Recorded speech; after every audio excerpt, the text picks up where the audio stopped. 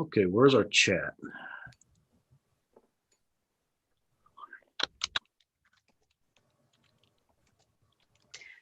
Cool. A little message comes up and says meeting is streaming live on YouTube. Oh, okay. Yeah, got it on my side too. Nice. //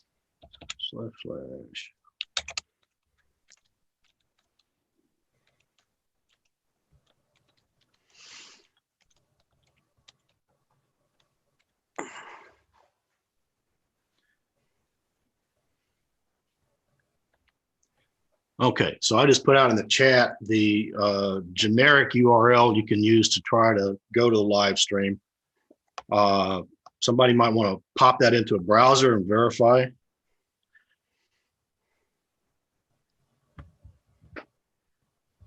Oh.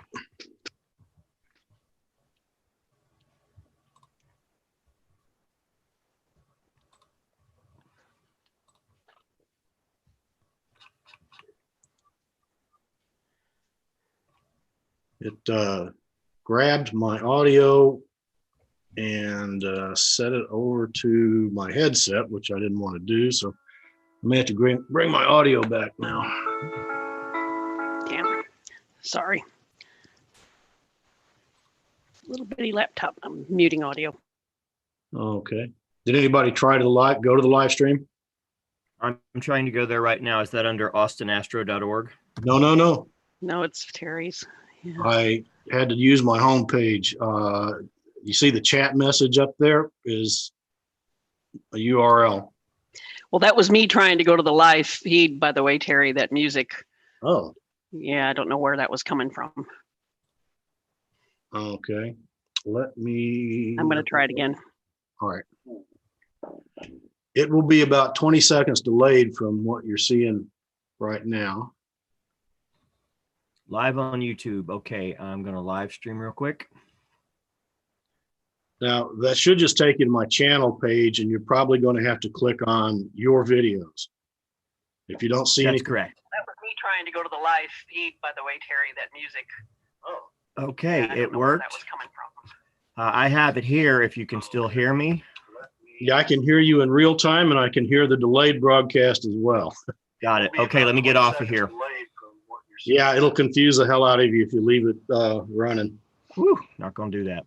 All right, I'm back online, live and streaming. Mr. Donahoe, how are you this evening?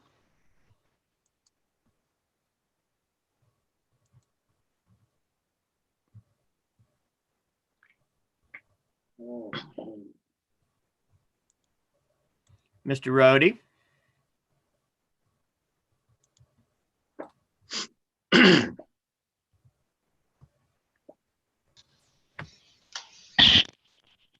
Hello.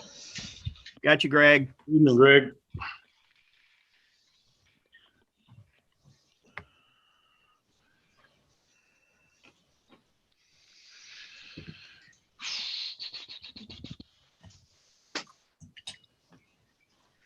There's a fun company called Rhodey Schwartz, I think, on Facebook that advertises on my feed. I don't know why, but they offered a free spectrum poster, EM spectrum and allocations and everything.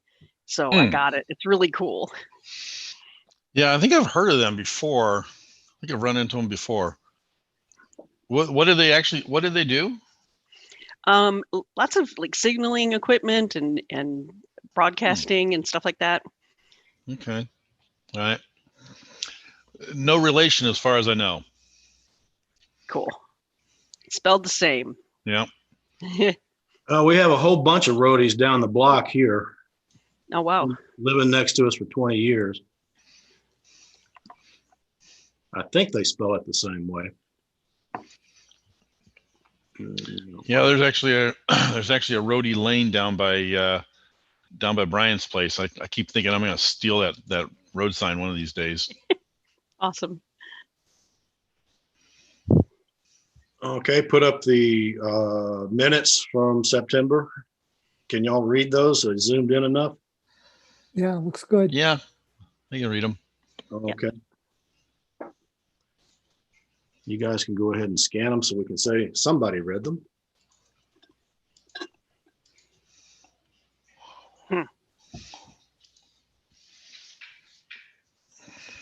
misspellings. Shocking. Oh, goodness gracious. There is lots and Well, lots of- I had to go to Nathan today and say, I don't know how hard this is to do, but I just noticed I got my acronym wrong last month in my president's notes on the Sidereal Times. So electronically assisted astronomy was acronymed as EEA about Oh, 20 times. uh-huh. Right, and you spoke it, and I didn't catch that. I even spelled it out and then got the acronym wrong. What And did you say, EAA? yeah. Okay, that's the Experimental Aircraft Association. Right. Okay. Know that well from Oshkosh. Okay, we got another guest. Terry Sorry. misspoke it and miswrote it, and it went by us in the executive meeting on Monday. Oh, Here's what he well, meant. I'm sure I'm at least a little bit dyslexic anyway. Well, that's the real magic of the English language and why it is destined to be the universal language, because you can horribly misspell it and still read it. You get the first and last letter of each word right, you can read any kind of gobbledygook. Pretty much, yeah. It says That's something. awesome. Okay, scrolling down to the bottom half of the minutes. And Deep Sky Dude just went live. So you got a meeting tonight? Yeah, he's live, getting ready for presumably some observing this evening. The weather's halfway decent. He is transmitting from El Dorado. He's gone. Is it this week? He arrived there yesterday. I got a note from Tara asking if I was going, and I said, well, who do I know that's going? I asked Spiegelmeyer or for sure Will Young. She said, yep, he's on the way, almost settled. And then he he's probably leaving early because his house is in the path of another hurricane. Yet another one going through the exact same path. I know. It's loads of fun. Well, Tara didn't go out there, did she? Don't I think don't so. believe so. I don't think she was making any preparations. It could have been maybe she needed to get something transported out there or ask somebody to bring something back, but she made no indications to me that she was going. Her trailer is still in your backyard, so That would be my first indication she's probably not going. yeah. Good evening, Joyce.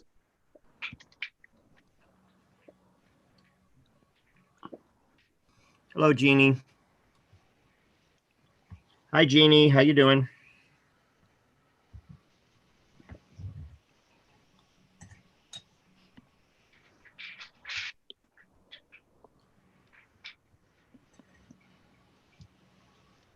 You guys hear me okay?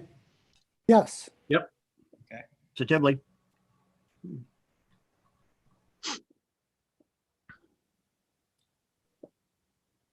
Scott, you do a lot of presentations. Yes. No, I can tell. I mean, I watched one of them on the five factors to seeing, and so that was nice. But when you left a voicemail message on my phone, it wasn't like the voicemail messages everybody always leaves, including me. Like, well, hi, this is Mike, and okay, call me back. I mean, you just made a delivery, and there you went. It was great. I could tell you do a lot of it. Now, I do a lot of it too, but I do my public speaking from notes. Oh, no, yeah, I can't do that. Notes because that screws me up. Okay. That screws me up. I have to just know what I want to say and just kind of guide along. You know, I never think that I'm giving the presentation and they're here to see me. I always think that I'm a guide. They're here to see Pat. Yeah, right. You know, so that's the deal. That's the deal. Hi, guys. Can you hear me? Hey, Stuart. You Hi hear there. it? John Leary. Is it Stuart? Yeah, it's Stuart. Yeah, I just admitted Sean. And I had to, my computer's acting up, so I borrowed a computer. Are you guys going to broadcast this? This is going out on a YouTube live stream. Mm-hmm. Good. It's in the chat. Scott, can you see that chat? Maybe. And, Yeah. YouTube commentary Phillips.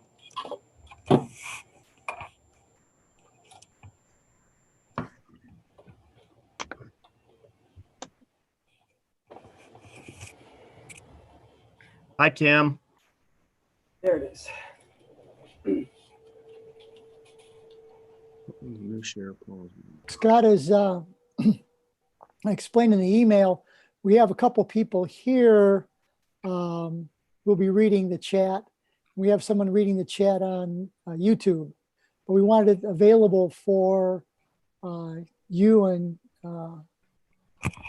Stuart to see also, in case you wanted to jump in and answer a question that we had overlooked. Okay. Yeah. A good idea. You guys are not broadcasting yet, so, right? Actually, yeah. That link is not going to a broadcast for me. It's going to go to a channel page, and you're going to have to look at my videos. I can find what the link is now. Well, I could have. That's something Live I. stream. Yeah. See live. Okay. Galaxy Tab S3. That's an interesting name.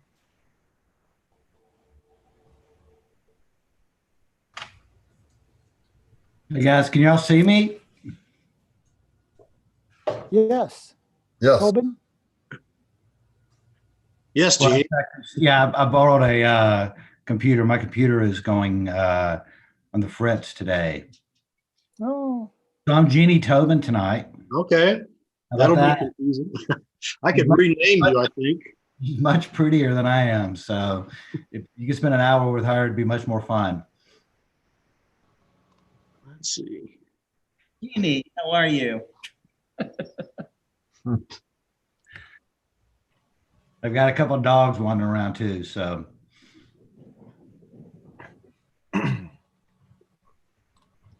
This is an informal group. Well, I want to see how this looks. hi, Tim. Sharing. Hey, Brian, how you doing? I are so here. All right. Excellent. How about a toast? What are we toasting? To a wonderful meeting tonight. Let's just start with that. Okay. No major glitches. Let us share information and learn some nifty stuff about what lies. You got it. Yep. We could toast the October- beautiful couple weeks of weather we had. That was clear. That was really nice. Boy, it's been great. It's It has been been. fantastic. I just Actually, want these to are understand. Mars. I just want to understand why I bought so many Explore Scientific products. I'm gonna hear that tonight. Addiction. So have you had any problems with the hurricane coming up? Passed us by, barely. Good. Yeah, we were just talking about a good friend who's gone over to El Dorado Star Party early because Beaumont is in the path. Oh. So Oh, I forgot the El Dorado Star Party would be the first one I've missed. Yep. 15 years, 10 years, 12, something. oh, it's almost showtime. yeah, I got a couple of minutes here.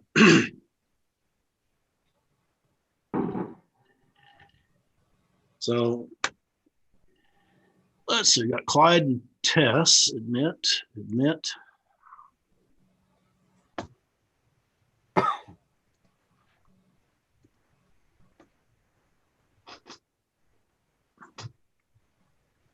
I'll mention I'm ready to admit folks too, but no one has been showing up on my screen. Yeah, do you have the participants little dialog box open? Yes. Hmm. Yep, there it is. All right, Jamie, let's make sure you really are a co-host. Yeah, I want some power here, you know? Madam Secretary. Yes. Without a webcam still. but not much longer.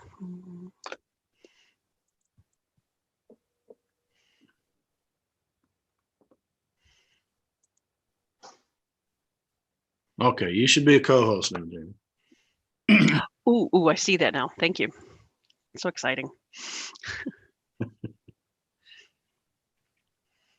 So Terry, ready do I with- need- do I need to be one for what I'm doing? Reverend Jason. You can help. Let me make you a co-host as well, Tim. Doesn't matter, but I see I'm not. I didn't know Yeah, well, what you wanted. Jamie got here early, and so I drafted her, but then I didn't give her full authority. I just let someone in, and I'm flush with power here. Man, Gary, you're just making all kinds of co-hosts. I mean, if you make too many of them, do they start to go down in value? We're already. You guys are a dime a dozen. I feel cheap. I'm cheap now. Oh. Oh, I've been kidnapped by Kmart. The pay's not great, Ryan. There's a line in the Federalist Papers that says that even if they were all Socrates, the 530 people of the Athenian Assembly would still be a mob. Wow. So Oh, I like that. That's awesome.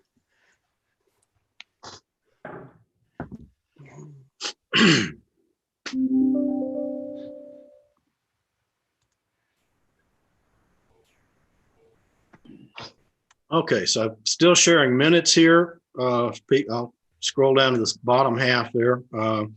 People want to scan those while we're waiting. I'll put the agenda up in about another 2 minutes, and we'll get started. Just let some sketchy name person, Dawn Davies. I let her in. I don't know if that was okay. That's a pseudonym. Don't. Oh man. Yeah. Uh-oh.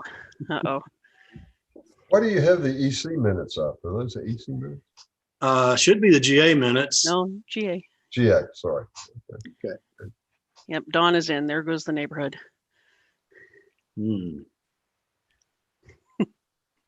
I guess I need to make her a co-host too. She's got a segment or two in here.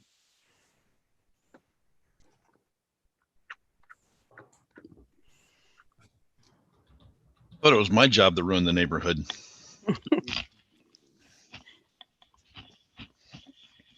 Jim Moyle coming in.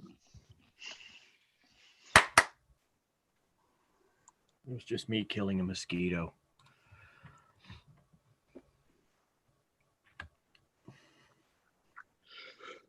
Okay. Terry, the farther down you scroll, the fewer misspellings there are. I get better over time. She was sobering up. Grill Scouts. What? Oh my God. Grill Scouts. Awesome. Oops. I vote we evening, approve Dawn. these minutes just because.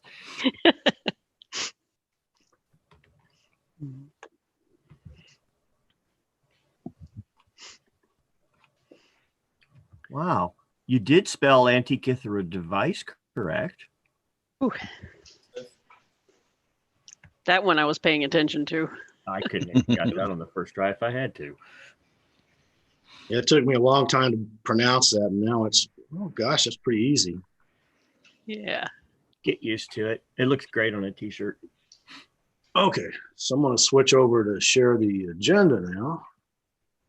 Let's see.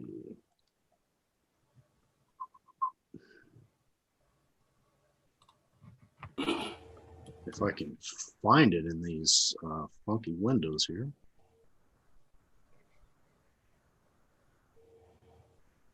Let me move this over to the other window.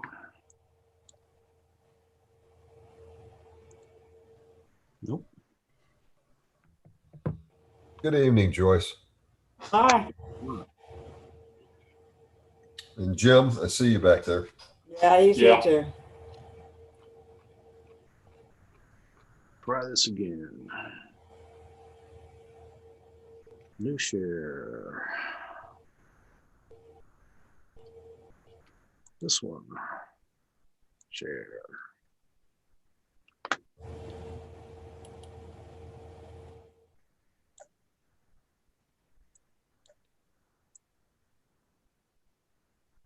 Agenda. And let's put that down.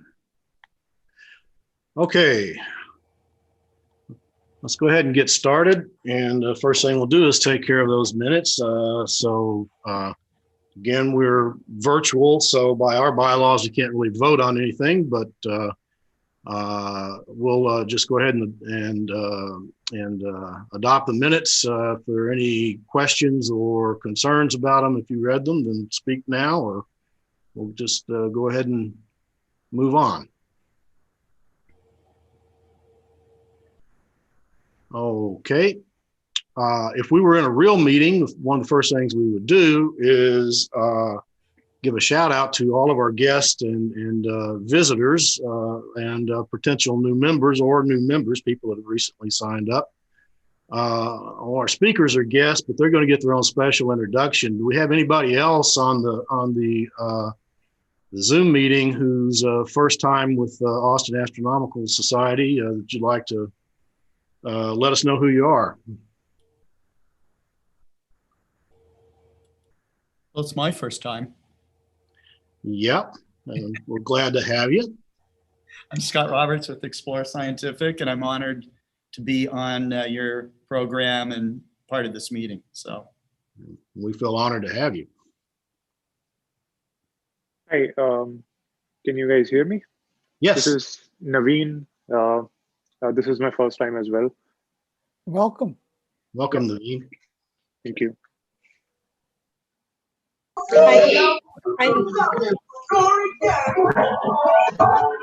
Hi, my name is Justin Wallace. This is my first time as well. Sounds like you got a lively house there, Justin. I do. 4-year-old. All right. Good to be on. Welcome to both of you. Welcome, Justin. Thank And this is Tess Sherman, and I'm a new member, returning from years ago when I had been a member. So glad to be back. Okay, we won't ask you how many years. Awesome. A few. All right. Welcome back. Thank you. Anybody else? Okay, so we got a little business to take care of. We'll do a real quick run through our officers report. Did Patrick make it in? Didn't see him.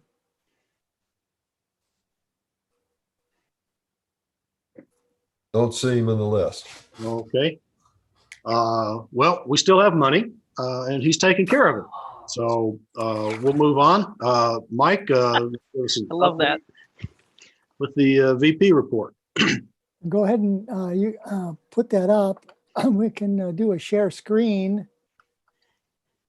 Okay, you want to share? I'll just. I think we can do that.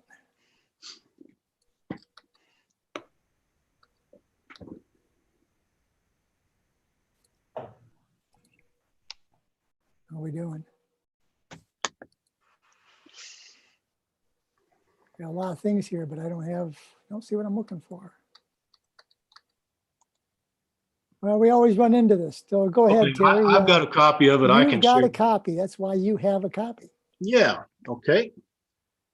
So that's what's on the website, and everyone's had a chance to go there and see that. The only thing that's been added, I'm working on a March presentation on the 2024 comet. I met a local person who has been giving a lot of GPS attention to where in and around Lampasas and beyond you are going to want to be separate from 2 million other people. So don't you mean eclipse, Mike, not comet? I'm sorry, I think you said a 2020 comet, but I believe 2024 eclipse. Yeah, 2024 rather, but eclipse. Yeah. So that's for March, and then everything else is as posted. Okay. Very good. I got the thank yous out. So there you are. All righty. So next up will be Joyce for outreach. Not much to report. We do have an event scheduled for November 5th with the city of Bee Cave, a virtual star party. We're still working on the details of that, but I'll be sending out emails on that. And we're working with the ranger at Pedernales Falls about when we might go back there. Nothing is decided for sure. He's talked about an event he has scheduled in December. That may be the first time that we go back.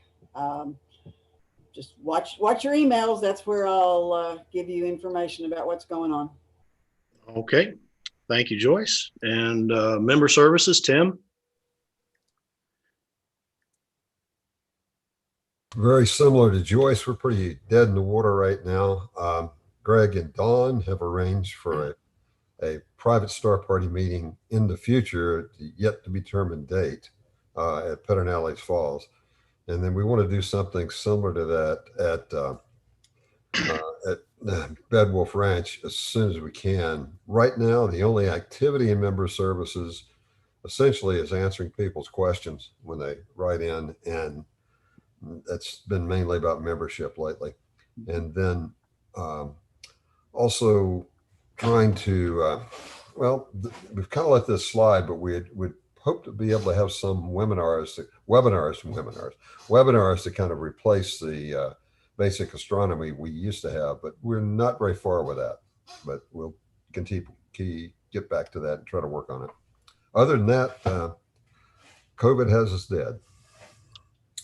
Not literally yet. Not yet, anyway. Okay. Thank you, Tim. Brian, how's our equipment doing? All right, back up. The latest and the greatest information that has come along, I did loan out one of the loaner scope packages. It's an 8-inch arrangement to, she was a spinal specialist. Lady was very adamant about getting the right telescope so she could go out in her backyard with her 5-year-old, and she was already texting me the things that she had seen. So it is definitely getting some use, and that's awesome. I spoke with and have been keeping in contact with Domingo. He is going through a 10-inch that was donated by a friend of mine a while back. We're going to confirm that everything can be squared up with the mirror by getting a laser on it. And if that's kosher, then we'll go ahead and order all the parts, a Telrad, a cover for it, et cetera, and prep it up to be a complete package. So there will be a 10-inch Dobsonian, I believe it's an Orion or a Celestron package, older one. Mirror is good according to Domingo. So that will be added to our loaner scope. So we'll be able to get a little more aperture out there. We continue to work on the Connex. Don Davies and Greg Rohde and myself go out every Saturday. We're making progress. We've actually been mopping up various problems and straightening some things out with the wiring to get it the best that it can be for how we're going to use this, kind of walking through it and making sure it's correct. And we're going to start in on the installation again here very soon and begin skinning it. We have put a crossways wall on the back with a door so that there's a little 10-foot section from the back now that will become the storage area for the telescopes. And the lighting for the ceiling, for the white lighting, is all in. And we have an air conditioning on order for it as well. So we're moving right along with it. Yeah, when are you planning to paint? You're going to need some hands for that, aren't you? We will, and we'll get in advance, some advance notice out on the day, because we will need many live bodies the day we decide to do the outside work. And the outside work is in no way contingent upon the finishing of the inside work. We hadn't really put a date to it at this time. So if we decide to, okay, let's just take a date and not worry so much about the inside, just close everything up and have, 6 to 8 people come out and roll paint all over the outside. The big key is getting the information from the people who sold it to us or someone similar in the business as to what kind of paint they use, so we can put a similar paint that's on it that will be resilient to weather, be the correct color, et cetera, et cetera. Do we have color restrictions? Namely, we want a light gray for its reflectivity in terms of the amount of heat and sunlight, and 2, it will match the barn. Now, approaching from the road, coming in past the bird blind, you will not see it at all. It does not stick out past the horse barn at all. So you have to approach and get farther up to one side or the other of the horse barn to even see that this container is there. However, the plan is that it is a similar color to the old corrugated metal that the horse barn is, so that it blends in. Brian? Just a quick question. It might be helpful to people that are new or that don't know what you're talking about the barn and the horse barn and what and the Connex, what we're doing. Just a quick aside. Okay, fair enough. Thanks, Tim. I keep forgetting we have a lot of new faces coming in, and they haven't had a chance to go out to Pedernales. Pedernales Falls is for all intensive purposes, our new home for observing. It's where we'll be doing a lot of our public events from. We do have some things planned possibly for Inks Lake at a time in the future, not quite as active, but in this case, this is where our large telescopes will be living. We'll be able to put them out there and lock them up in a 40-foot Connex container that was obtained through about 2 years worth of red tape to go through, because that's what it takes to deal with the state. But once it was placed out there, we're doing a build out on it so that it has wiring, insulation, paneling on the inside for most of it. You can still open the doors in the back, and it has a roll-up door on the side and an air conditioner unit that can be run specifically with a generator. We are using a generator to do all of our work, and it's just for early in the afternoon, maybe cool it down if we need to, roll up the door. But the power supply that is in it is lead acid battery power supply, 12 volt car current, I call it, just like automotive. And it goes to an inverter, which allows us to run a battery powered 110 volt system in it, which means we would be able to run a television or more specifically a monitor and a computer system. So if we get out there and find out, well, it's just going to be all cloudy tonight, we can still do planetarium programs on the 50-inch screen, which will sit on the wall opposite of the roll-up door down the side of it. Or we could possibly pull the speakers out to the front. We're working on the wiring arrangement for that. But it's essentially like finishing out an office or a house.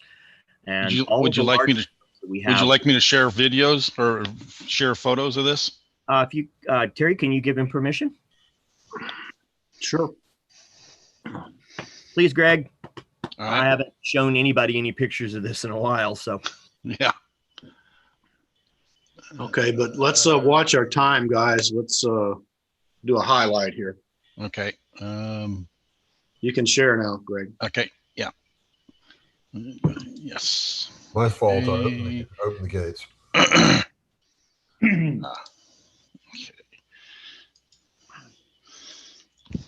Okay, there's delivery on April 15th. This is one of the later pictures inside. We've finished out the north end of the Connex. You can see the window back here for the air conditioner. This is the 8-foot roll-up door here. Let's see. Oops.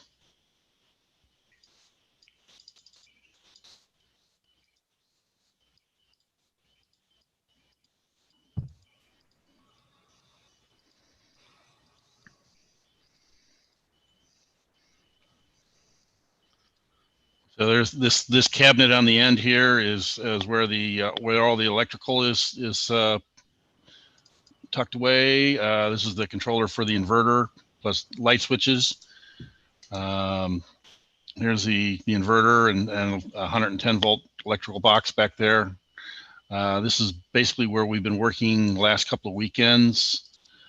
There's our divider wall with the door, 3-foot door is installed. Which area is the one for the telescope storage? This back section right here between the divider wall and the cargo doors. Okay. So that's 10 feet by 8 feet. The door here is 3 feet wide, so we can bring the large scopes through this door if we want to. If we don't want to open up the cargo doors. Let's see, this is some of the wiring we've been doing. We've got an outside electrical box on it now. Bravo. Looks like a couple of nerds. Yeah, yeah. Anyway, okay, looks real good, Greg. I don't mean to cut you off. But that's about where we're at. Okay, thank you, Greg. Mm-hmm. Anything else, Brian? No, sir. I believe that covers everything of any crucial nature or recent development. In terms okay. Do we have any other members at large or officers that have anything to report? No. Okay. Then I don't think we have any other outstanding business unless somebody brings it up really quickly. Otherwise, we'll move on to Dawn for her Owl Corner segment.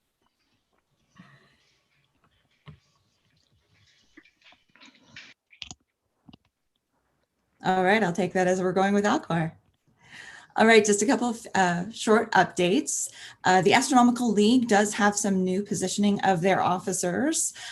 Charles Allen was elected to vice president this last month in September, and past president Terry Mann is now appointed to the secretary position.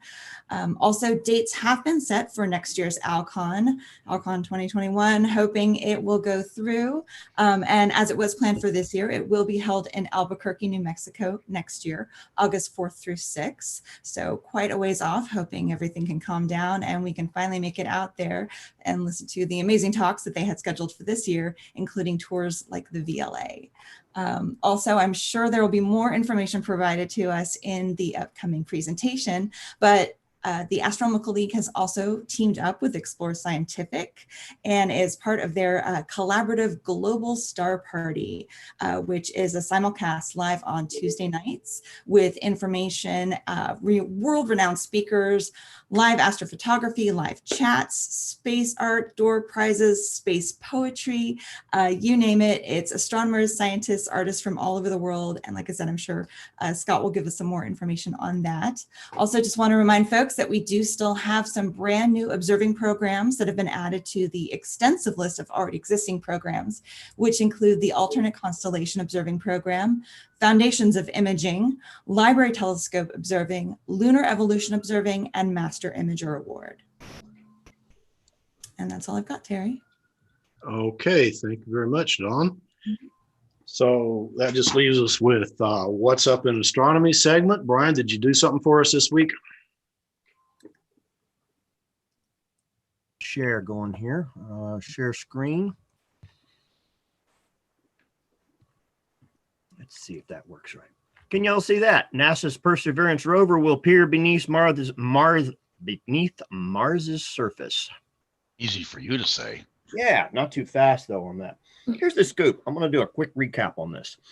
Not going to try to remember names and everything, but Mars 2020, before it was given this name, we've been watching things develop on it. And I thought this was really exciting. Every time I learn about something new that's developing on this Mars 2020 program. So we found out at one point, because of attendance at Astronomy on Tap, there's a fella who is a guitar player, rock and roll guy, who was the one who knows quite a bit scientifically about microphones. And he was asked to design the microphone to go on the 2020 mission so that we could hear things on Mars. And that's what he did.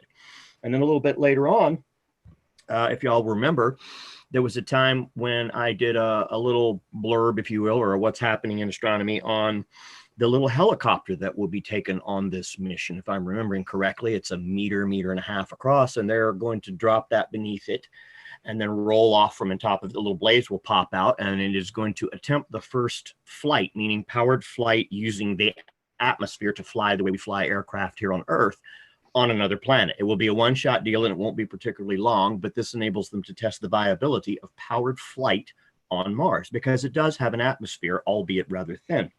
And then thirdly, and not so long ago, there was a wonderful section with a complete film and everything talking about the 7 years or so that they've put into the 3-robot combination that will extract the core samples from Mars and then take them and put them through a second robot, and then they will be indexed, and then a third robot will cap them and store them. And so they, like I said, 7 years and an enormous amount of time and effort has been put into getting that exactly right so that they could pull these samples, cap them, save them, catalog them, and have them prepared for a future time for retrieval back to Earth, which a plan for that is not even completely laid out yet.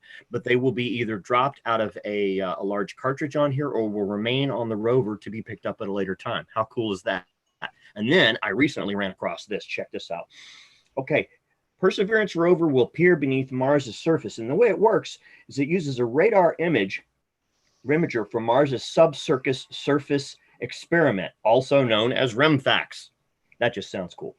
It uses radar waves to probe the ground, revealing the unexplored world that lies beneath the Martian surface. In other words, they're going to try to look beneath the surface to see what's going on using some similar technology to one that you may have remembered seeing in Jurassic Park, which is some 20, 25 years ago. It was a common way to look for fossils and pretty much any kind of ancient remains at a certain depth. You can only go so deep with it. beneath the ground by firing a charge and using the sound waves and trying to pick that information up using a receiver.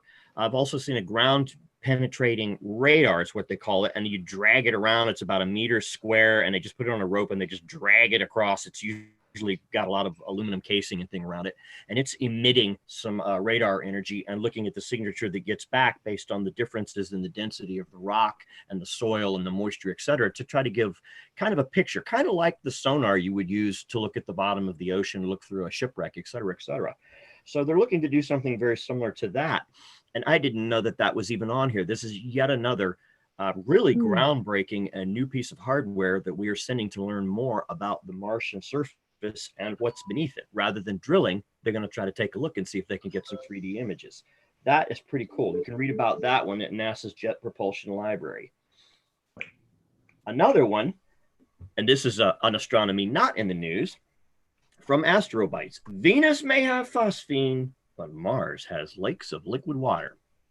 Well, if those white things that you see on the frozen ice caps on Mars are in point of fact actual frozen water, if not frozen hydrogen or frozen nitrogen, well, then I've seen them with my own eyes, as a lot of us present here tonight have.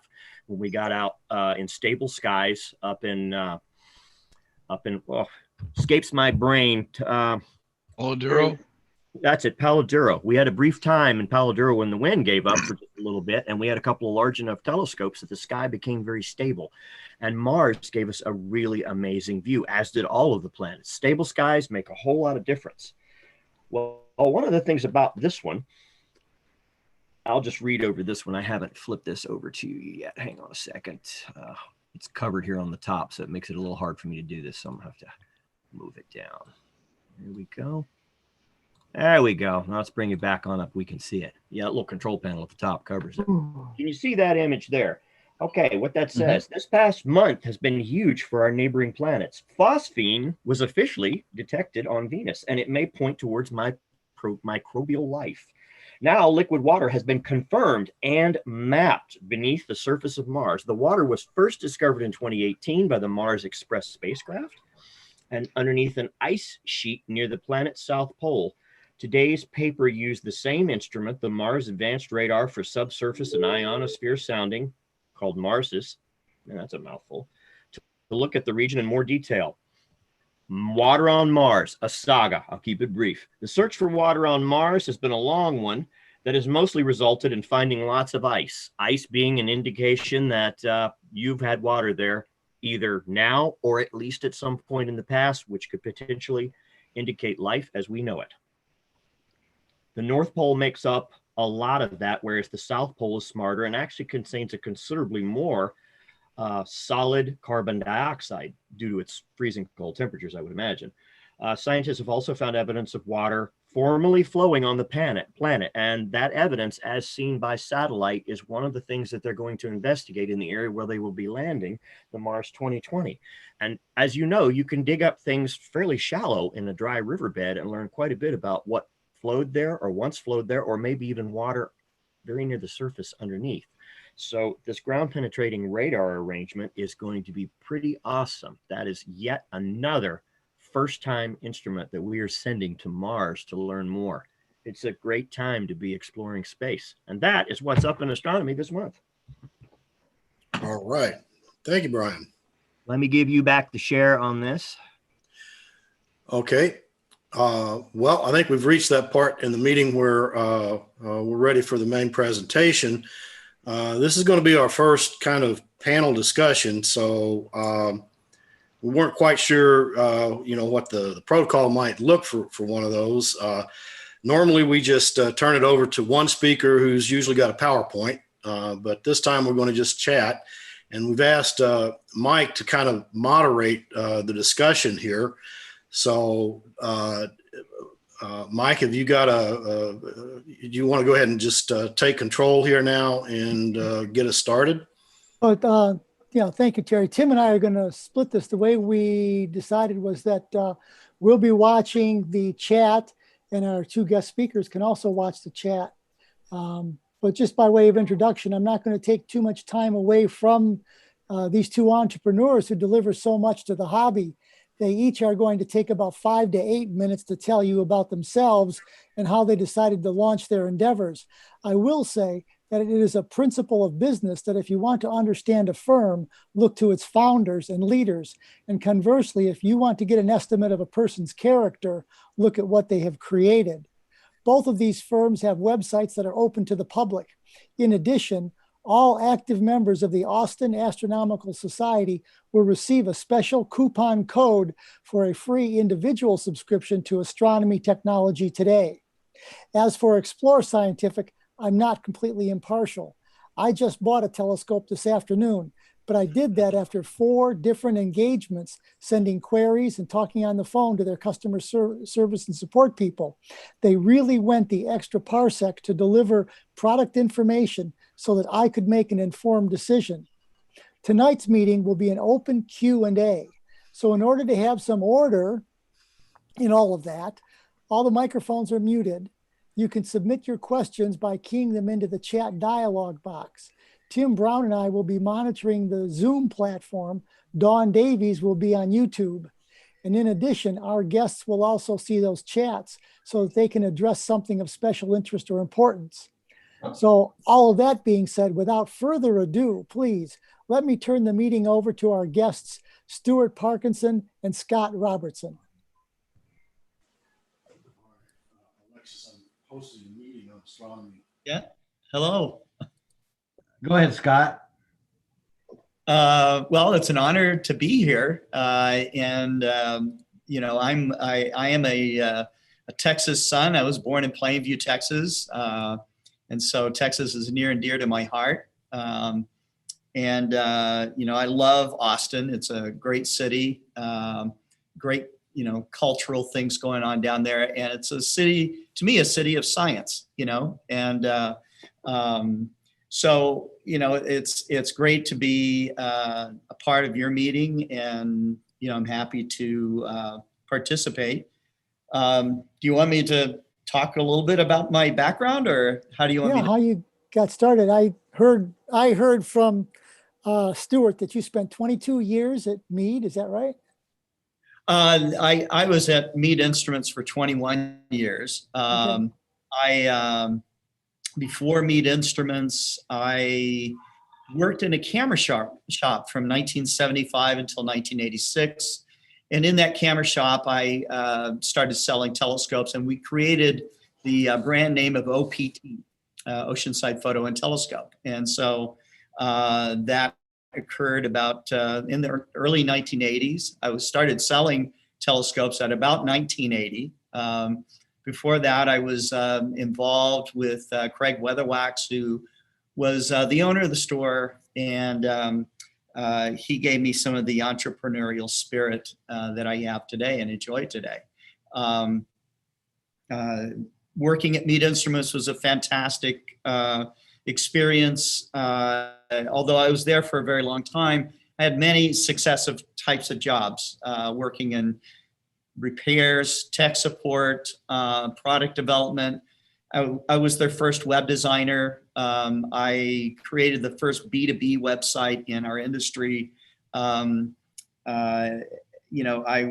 was involved in catalog creation, advertising. I was the founder of the Meade Forum community.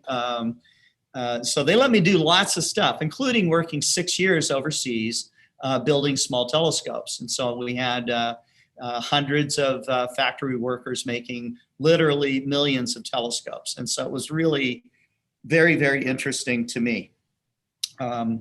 In 2007, by seeing the company make some major changes, it wasn't the company I really quite recognized anymore. And I had made a personal promise to myself, and I always keep my promises, to start my own business before I turned 50 years old. I was 48, and I had twins that were enrolling into university. I had a high mortgage, virtually no money, and I said, well, I got to make it happen. I got to do it. So I went for broke, maxed out all my credit cards, and made $35,000 gross sales in my first year. This year we'll do about 20 million. Wow. All right. That was 2008 from there. So it's been a wild ride. It's been a wild ride. In running your own company, you can make the kinds of decisions to treat your customers the way that you think they should be treated. And I'm proud to say that we're the only company in the history of the industry to win a Torch Award from the Better Business Bureau for ethics, business ethics. And so it's just been a fantastic, every day is a fantastic voyage, I have a high school education. I love optics. I love science. I love astronomy.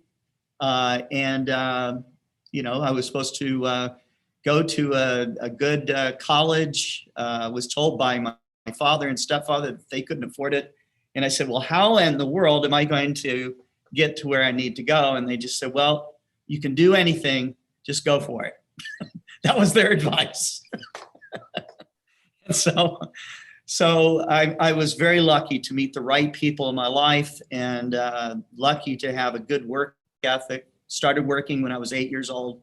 I'm still working now. I can't imagine retiring. So I love it. And,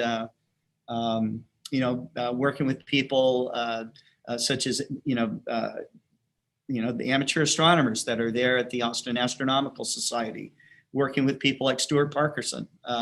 It's just amazing, and all of us as amateur astronomers are in this amazing fraternity, I'll call it, okay, that stretches back to the earliest times, probably to the dawn of when people looked up at the sky and wondered what was up there in those stars, so that unbroken thread of personal exploration and discovery goes on every day. And the most amazing part of it is that we're in a golden age of discovery in astronomy, and amateur astronomers play a huge role in that.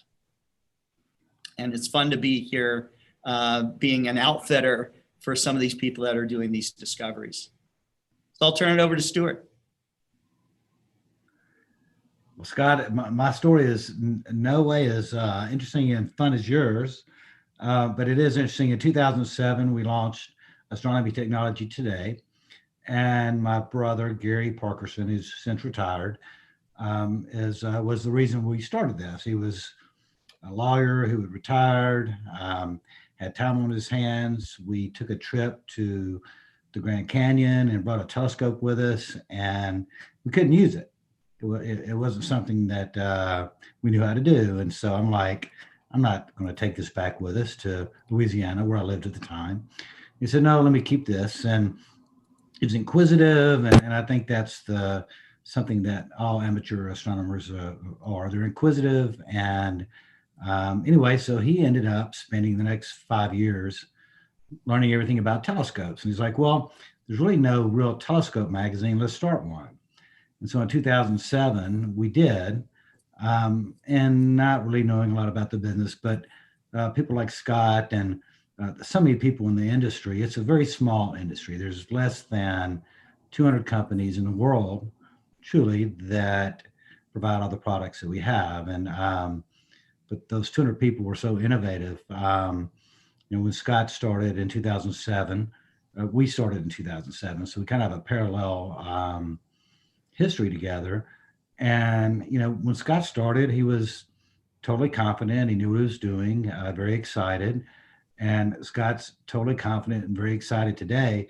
But something bigger happened in 2007. The iPhone came out, and it changed the world, and it changed astronomy, and it changed what we're doing. And it's interesting to see, because I don't have that history that Scott does. I was outside the industry up until we started the magazine.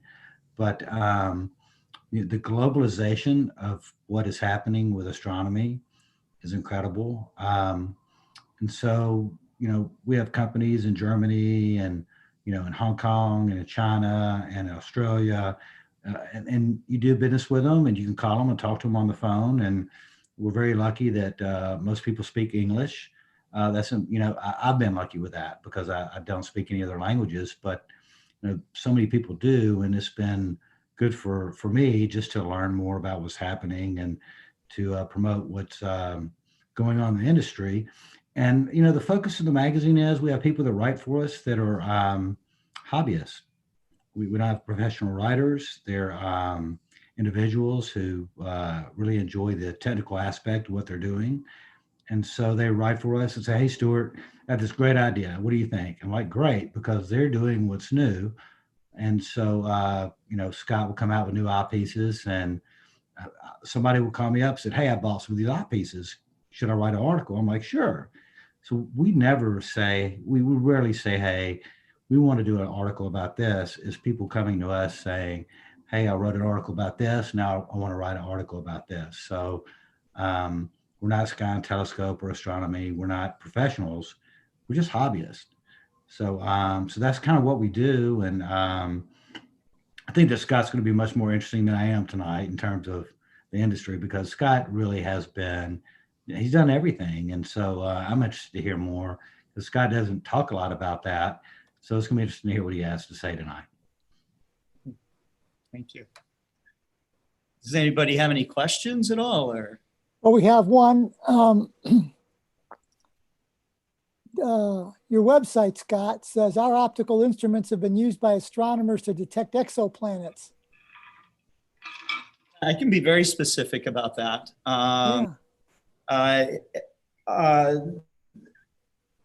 My vice president of engineering is Jerry Hubble. And Jerry, I met at the Northeast Astronomy Forum. He had just bought one of our telescopes. He was a very enthusiastic astrophotographer.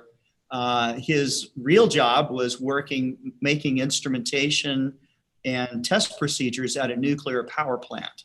And I was on this was early into my company, and I knew I needed to develop a go-to system. And so I started this conversation with him at NEAF to discuss how to create the go-to, my ideas about creating a go-to system. Mead Instruments went down a path of making over 20 interlocking patents, trying to protect and secure the secrets of how a go-to system would work. They were embroiled for years with Celestron in a lawsuit where one claimed to have copied the other. And both companies spent millions of dollars fighting it in court. They eventually settled it out in mediation after many years. And I thought, wow, what a crazy way to spend a ton of money and come up really pretty much empty-handed. Okay. And I thought that I had deep philosophical ideas about who really owns the brand of a company, who really runs the technology of a company. And it's the customer. It's the customer. It's not the company. Okay. No matter what a company does and fights to keep its technology and all the rest of it, people in our hobby, gosh, what do you got? You've got electronics engineers, computer programmers, mechanical engineers, opticians, real experts, that are involved. And there's really nothing that they can't do themselves. But if they're being served correctly by a company who will look after them, protect their investment, help them when systems go down, be there for them, and engage them in a way that they can actually co-develop and co-design the product. That makes it really interesting. We're hobbyists. This is our lifestyle. Okay. We're not buying a widget. Okay. We're buying something that helps us explore and discover things. He went on to develop the, what we call the PMC-8 system. And this system is open source. And so with the development of that open source system, I again went to Jerry and I said, I want to have a robotic remote observatory that other people can control using our system. And so he developed with some friends the Mark Slade Remote Observatory. And so in there is a G11 telescope with PMC-8 go-to system that's remotely operated over 200 nights a year.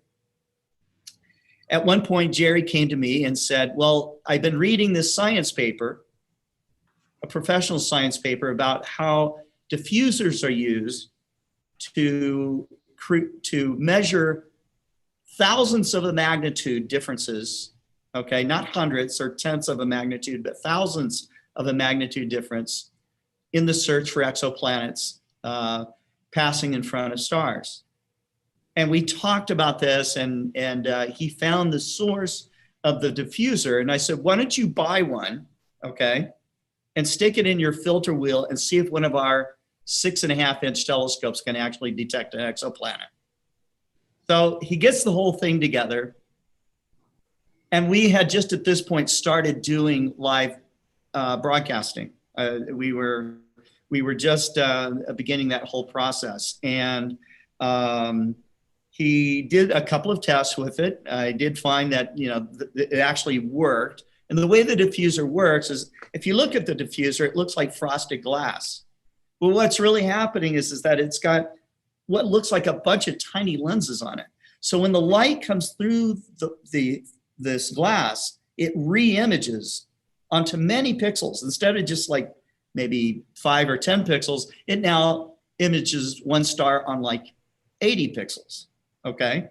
Because it images on so many pixels, we can now get much more statistical data, okay, of a difference in magnitude. And so he set the telescope up on a star, I think it was called HAT B16. And I said, well, let's let it rip. Let's try it out. Okay. We're live on Facebook. Okay. First time to try this. And he nails it. He gets an exoplanet that passes in front of a star. He's able to take the light curve that's from this, okay, and match it up against a predicted light curve, and it almost matches point to point. It was really amazing. And so he was able to accomplish millimag precision in photometry. They confirmed an exoplanet in front of HAT P16, and it's a Jupiter-sized planet, and it was just thrilling to watch it happen live. It's like, usually when you do something live in front of a bunch of people, it just blows up in your face, right? So it was so exciting to see this actually occur, in front of all the world. And from that observation, he and his team actually are now part of the TESS exoplanet team. And so they are one of the amateur teams doing a pro-am project with them. They have formalized the MSRO observatory, and you can join their group. They will teach you how to do diffuse photometric observations, and you too can develop a system just like theirs and do the same kind of thing in your own backyard. Are you guys freaking out when you on your live broadcast there when you realized you're actually getting a signal from an exoplanet? I didn't realize it. I didn't realize that it was actually happening. And Jerry was, his voice is, he doesn't get like real excited. Like me, I would have probably been yelling and screaming. I'm sitting there watching it as the data's coming down. It was later that when he was able to reduce that data and showed me the stuff, and I said, dude, you gotta put this out as a science paper. I contacted I think it was Astronomy magazine, and he published an article in there about it. And so it's taken that team a long ways, and he has shown other amateur astronomers how they can get the same precision out of their small telescopes that they do through like 8-meter telescopes as far as measurements of stars. You can't go as deep, but you can make the same precision.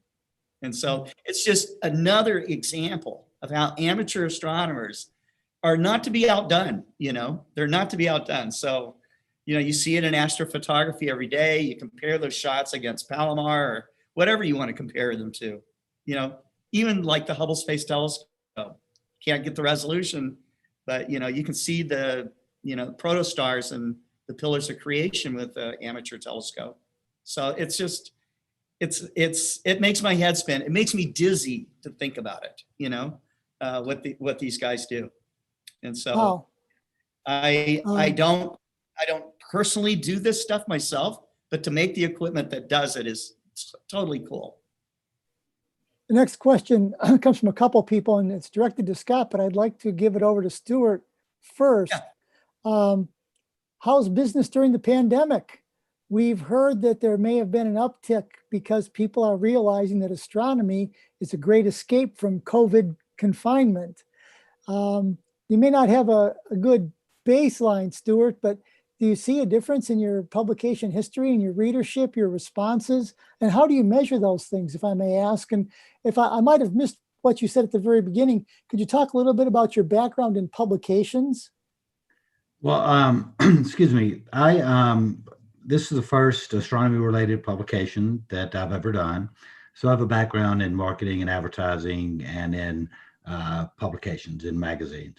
And so talking about this year, we've seen a huge increase in our web traffic on our website, a huge increase in subscriptions. It was interesting. Scott invited me last night to be a part of his the Global Star Party, that event that they did last night, and the owner of OPT was appeared. He spoke before me. Actually, before him was this wonderful 10-year-old girl who talked about wanting to go to Mars, and I was like, I think I want to help her go to Mars. It was really very nice. I mean, she's just a sweet girl, very fun. But the owner of OPT was saying that he felt so bad because so many people wanted to buy products that it was hard to get right now. And the challenge today is, and I won't speak for Scott, but the fact that so many people are entering the hobby now, or deciding to buy something new or try something new, and everybody's trying to catch up. They weren't ready. Nobody was ready. And we all remember the early days of this, when you would close your doors, or you would you didn't know what to do. So I think this is something that will continue. In my opinion, we're going to see a lot of people continue to be interested in the hobby. I see new people coming in, and then it's a matter of we're ramping up. Scott can talk about that in terms of making sure that there's product available so that people can buy what they want to buy. And Mike, you had a great experience buying something. I don't know what scope you bought. You have to tell us what scope you bought. You just can't say you bought something. We got to hear what the technology was. What did you buy? Why did you buy it? We're going to interview you. But anyway, Scott can talk about this. So there's that's happening, and people are interested. We're at home. This is something we can share with your families. You can join a club like the Astronomical Club. There's so much we can do. People are learning about it, and it's something you have to kind of figure out. There's no magic wand you wave and say, well, I know the perfect telescope for my situation. And so, Scott, if you go to Scott's website, you'll see they're showing people, hey, if you're just getting started, you can do this. If you're interested in upgrading, you can do this. So I'll let Scott answer more about that. But Mike, you have to tell us about your new telescope too. Well, just real quick, it was a 102 millimeter refractor, because I've never owned a refractor. Wow. So, okay. Okay. The next question comes from one of your testers, Scott. We had have someone here in the club who worked as a tester for you. It's pretty technical here. The 92 degree, 12 millimeter, 17 millimeter eyepieces. He kept the 12, which he really enjoyed. And it's never been available again. And that ties into another question. Is it, how do you decide, Scott, how do you do your market research? How do you decide what it is people want to buy? Because that's the bread and butter for you, and you have to make the right decision. That's right. And you can easily make the wrong decision, and I've made wrong decisions before. They're expensive when you make them. Okay. I spend a lot of time with our customers. it's not unusual for me to, if the phones are ringing off the hook and my customer service staff is overloaded, I'll pick up the phone. I do want to hear from the customers because I want to know kind of what their concern is. And I get a pulse of the trend of what they're interested in. Okay. A lot of people that have been in this industry, once they're at a telescope manufacturing stage, guys tend to sit in their ivory towers and not really mingle with everyone else. I won't name names, but there were people I worked with that could not wait for it to be 5 o'clock or 6 o'clock and them to be done. And they went home and did not want to think about telescopes, astronomy, or amateur astronomers at all. Okay. I, on the other hand, kind of thrive on it. I love the community. I do as much as I can to support the community. I guess it doesn't take a lot of digging to figure out where I come from, and my position on this kind of thing. Well, fine tuning that again to this question, he focused in on the 92-degree eyepiece in 12 and 17 millimeters. Yes, and yet no other apertures for that eyepiece have ever become available. First, is that true? And if so, why not? They are designed. Okay, they are designed.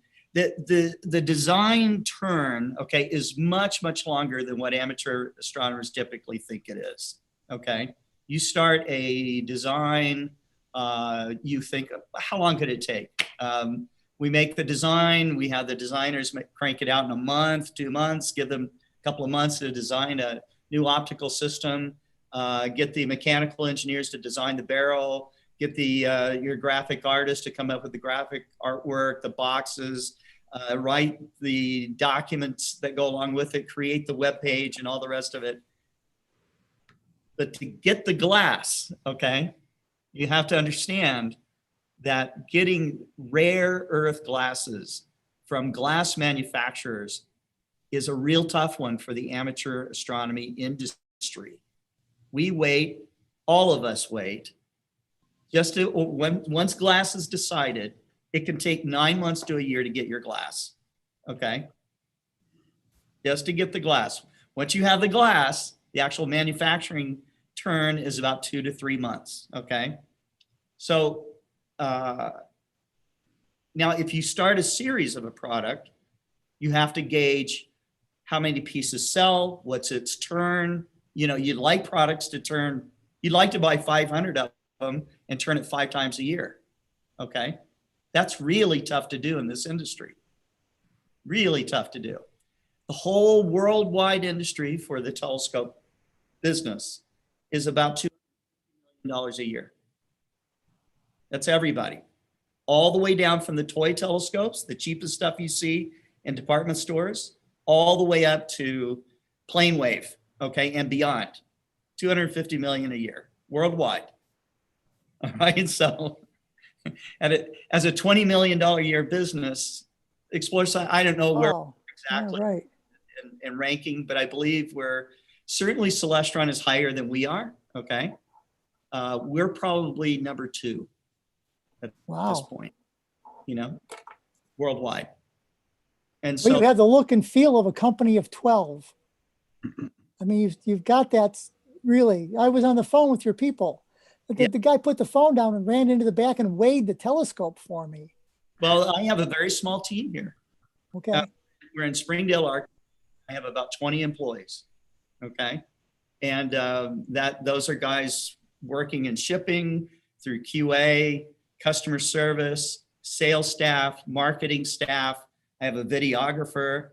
We're in a 60,000 square foot facility here in Springdale. And so it's, we try to be as professional as we can, but I don't try to put on airs that we're a giant company, because we're not.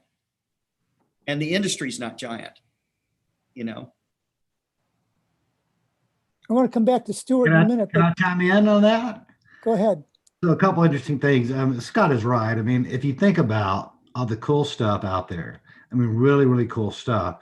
it's not a lot of people doing it, and they're not making jillions of dollars. They're really not. I mean, that's not this business.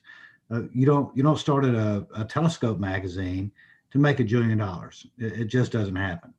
But I will say that things like this happen. So there was a John O'Neill writes for us on occasion. And in 2016, I'm looking over my other computer. He's at the Winter Star Party. Scott Roberts has got a prototype 127 FCD 100. Is that correct, Scott? Yeah. And John goes, I really like this. I think I want to buy it. And Scott goes, I don't think I've ever sold a prototype. But he did. And John liked it so much, he wrote an article about it. And so Right. you're never going to go to somebody who manufactures an iPhone and says, hey, GM or CEO of the iPhone, I like that. But this business is small enough where you can, and you can talk to the owner, you can talk to the important people, or you can talk to the people who are making it. It's nice that way. But if you really step back and think about the Scott's latest mount, what he puts into it, the software development, doing that, it's incredible. And it's not like there's 100 million people buying it. There's not. And so, one of the things I do is when I see what everyone's doing, I step back and go, I mean, it's just very nice and very, to me, it's just a nice business to be in when these people are really doing this because they love the business. Like Scott could have done something else. 1985, he could have gone, man, that Microsoft thing's kind of nice. Maybe I'll do that. And he's in California, and that would probably been a nice thing to do, but he stayed in the telescope business, and, they build very nice things. And if, he'll come out with, we did a news item I'm looking over recently on, I don't know, a rotator or something that he did. He built some little part that fits somewhere, but you just don't build a little part. All that's got to work, and someone's got to think about it. And I saw that news item come across our website, and I'm like, man, Scott did that. They took the time to say, this part's important to our product line, and we're going to do it. And I can't imagine he made any money on it because it was less than $100. And somebody made it, and he had to make enough of them to sell them to people. And it's a very niche thing. So, I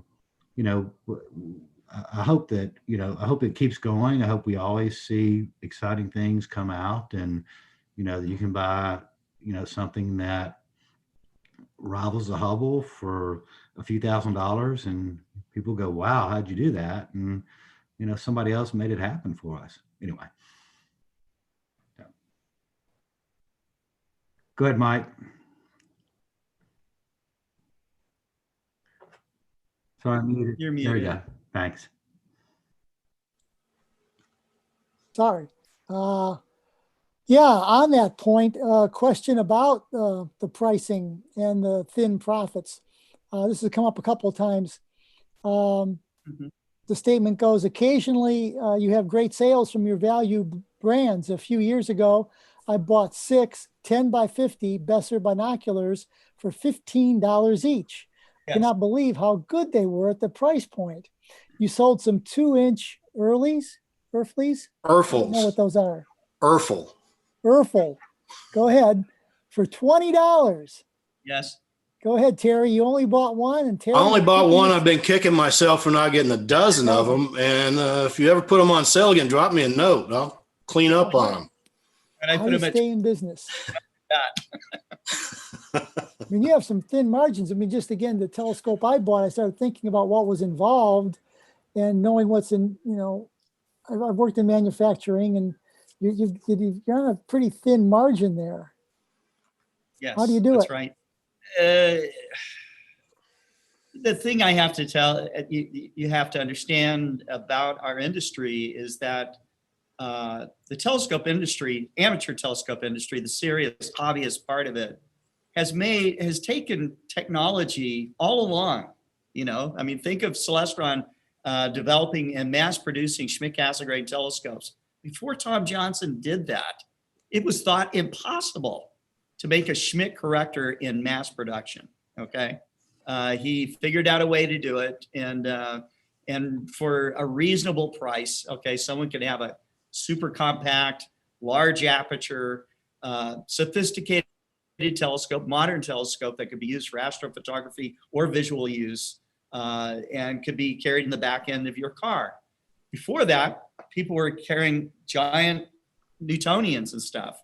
So you had companies like Starliner and Cave Optical and Optical Craftsman and a number of other companies that you may remember if you were into this hobby back in the 50s and 60s and 70s. Okay, with Celestron really did take the world by storm and created what I will call the modern amateur astronomy market today. Okay, so what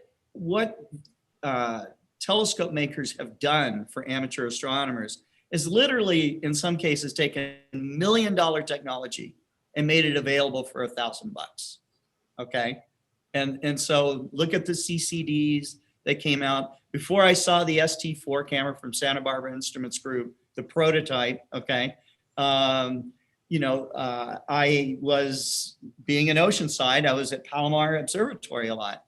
Jerry Neugebauer showed me his 4-shooter. Okay, this was a CCD camera that they built for the 200-inch. It cost millions of dollars for one of these CCD cameras. Okay, it was the biggest in the world at the time, and it was still very, very small.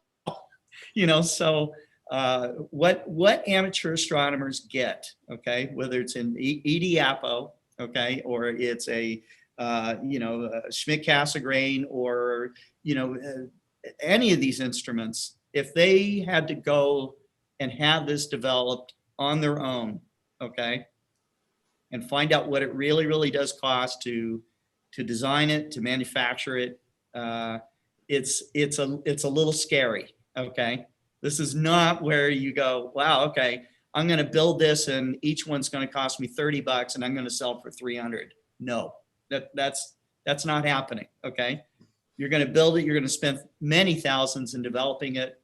You're going to spend twice or 3 times that much marketing it. Okay, and then you have to have staff for it. And so all this gets built into that one product, and you hope that you sell, 500 to 1,000 pieces a year of that. It's a tough business. It's a tough business. I'm in it because I love it. Number one. Okay. Number two, I've ridden through, I've been through OPT's high times and low times and in between times. I was with Meade Instruments for seeing the company practically go bankrupt. Okay. Twice. And so it was, and also I was there for the good times. So I know that what it really does take ultimately, if you're going to be in this business, number one is you take care of the customer. And that sounds very simplistic, but that is the secret. That is the secret to success in this business, is to take care of this customer and to try to make their dreams come true. Well, you're very well connected in the community, in the astronomy community. When it came up here, you were known to our stalwart, Don Davies, and that was through the Explore Alliance. Yes. So can you speak a little bit about the Explore Alliance, what it is and what it does? Well, when I started Explore Scientific, we immediately signed up. Terry Mann from the Astronomical League had contacted me. I had left Meade Instruments maybe about a year before that. And management at that time decided that they did not need to support the Astronomical League's National Young Astronomers Award anymore, or the Leslie Peltier Award anymore.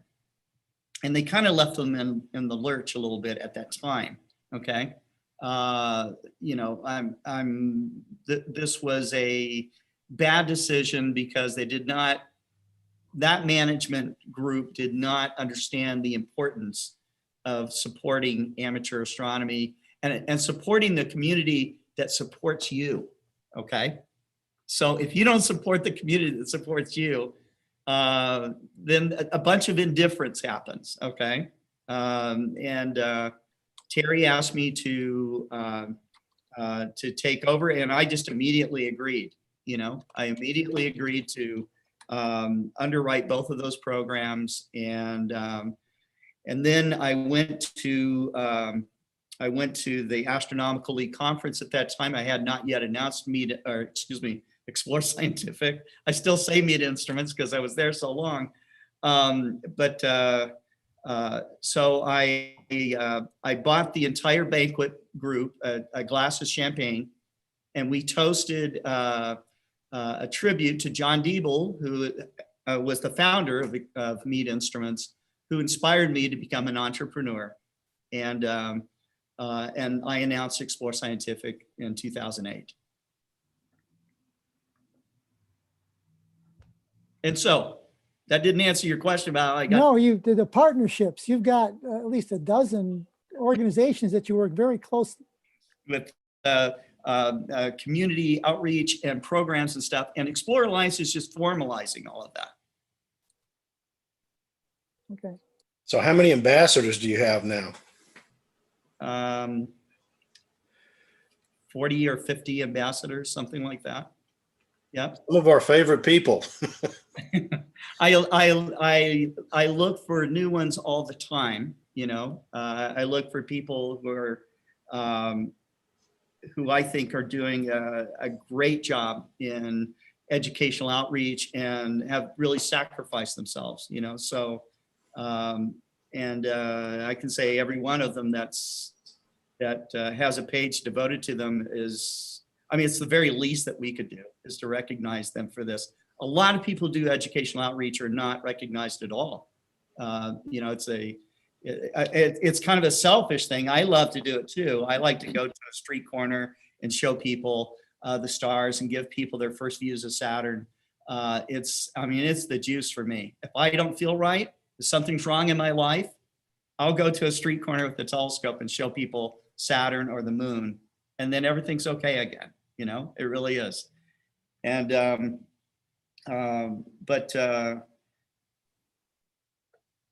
people that do, that give so much in educational outreach, there's just a ton of them that no one's really recognized them at all. And so I've tried to do that with Explore Alliance. I have another organization called Astronomy Outreach Network, which I've been involved with. I've sat on the board of the ASP. I was on the awards committee for that. And Astronomers Without Borders, and a number of other organizations. I'm really attracted to organizations that recognize achievements of other people. That's great. And it's what I would expect, actually. Because it's not about the telescopes, it's all about the people. It is. Stuart, Yes. what are some, and there must be very many, what are some of the most exciting products you've reviewed this year? That's a hard question. My favorite. They're all cool, I know. Yes, no, it's funny because we, one of the things we've done is we launched our website in 2017, and we really wanted to have all the news that was out there, from big new product announcements to something esoteric like software programs come out with a new release and that kind of thing. There's been so much, but we actually in our issue 5 this year had a really extensive article about the Criterion telescope history and the Unitron and basically the whole history in the 60s that predated what Scott was talking about with Celestron that brings us to the modern era. I really think that the past to me was most interesting in terms of everybody is doing we fall into two camps. There's visual observers and then imagers. And I was talking to someone recently, last few months, and he said, Stuart, you're getting a little too imaging heavy. We need more visual observing. And I listen to that, and it's easy to fall into because that's the cutting edge, the new technologies out there. So we did more of that. And it's just, we've been doing this almost 15 years, and there's always something new in 15 years. And people reaching out to me going, hey, I got this telescope, I want to write about it, or I got this product, or, hey, I got a Barlow, let me tell you about it. I was like, really? Yeah. So, they'll send me an article about it. And so, but what is exciting, it's all exciting because it hasn't slowed down in 15 years. And we do a monthly magazine, and you think about that, hundreds of issues, and there's always, and that's all we talk about. We don't talk about star formations or galaxies, or we're talking about products. And so it's amazing to me that we can fill up a magazine every month with 20 new products a month. Some you may have never heard of. Tom Field is going to be speaking with you. He's got this great little product. It's kind of different, right? I mean, he's a one-trick pony. He's doing this fun little thing. There's something different you can do with your telescope. So things like that to me are exciting. I will say, you're talking to Scott. Scott will call me up and he go, "Hey, Stuart, I'm doing the Global Star Party. You got to be a part of it." Scott never talks about products with me, ever. He'll call me up and go, "Stuart, you're not, all these people that write for you, how do you recognize them?" He called me one time and asked me that. I was like, "Well, no, we put them in the magazine." He goes, No, these people need to be on your website." So I created a section on my website to recognize the people. Scott never calls me about a product. He's always calling me about, "Hey, we're doing this, we're doing that." And, he's been doing it for over 30 years. So, that's what he's telling you today is how he is. He's really fired up about this all the time.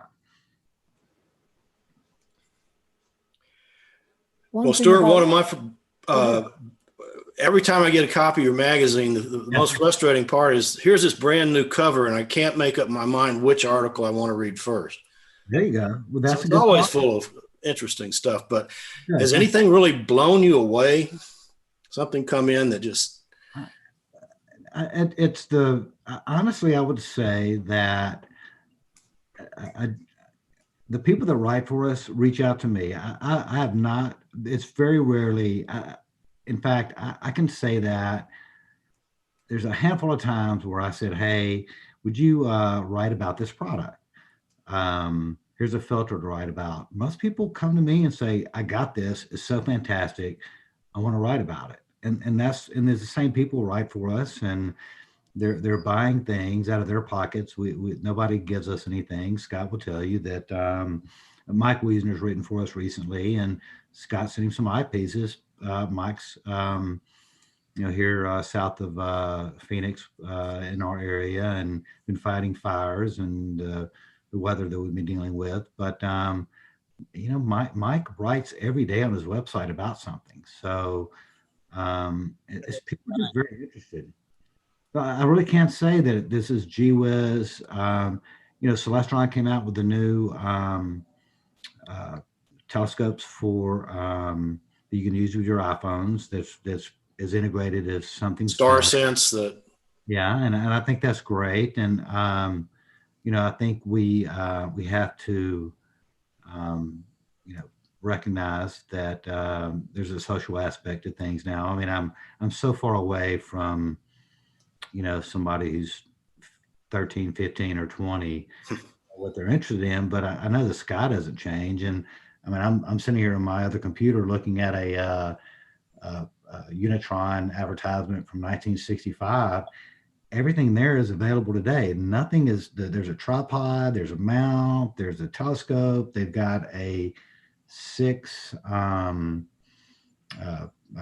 it's one of the rotating eyepieces with 6 eyepieces you can put on there. Called the Unihex. You just put it in today, and so what's changing is Scott's got to do all this software that works with every device in the world, and I'll let Scott tell you about that. I could tell you that's got to be hair pulling to make your system work with every device in the world. I think that's the most amazing thing to me, that somebody can make a telescope do that. The biggest companies in the world are challenged with that. So, Scott, what is that like, having to create software that works with everything?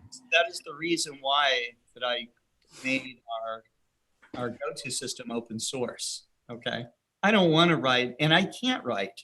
We can't write every application that the community wants. You know, when I worked at Mead Instruments, I can't tell you how many times that I received as in tech support calls from NASA, Lawrence Livermore Labs, other universities, saying, pleading with us, saying, look, we'll sign a non-disclosure. We'll do this, we'll do that. And Mead would say no to that every time. They would not release, the code so that it could be manipulated and changed to enhance something. And there was some fabulous projects that they passed up on because of this. Okay. I want to embrace that. Okay. So we are responsible for creating a platform that gives our customers a good user experience. They buy it, it has to work on something, right? And so you are constantly chasing after operating systems and how they change, undocumented changes that that maybe Microsoft or, somebody else comes up with. And it's a more complicated world today with Android entering into the foray, people working on different, not just desktops, but on tablets and on mobile phones and all of this. So it just has become perpetually more complicated, okay, to keep up with it.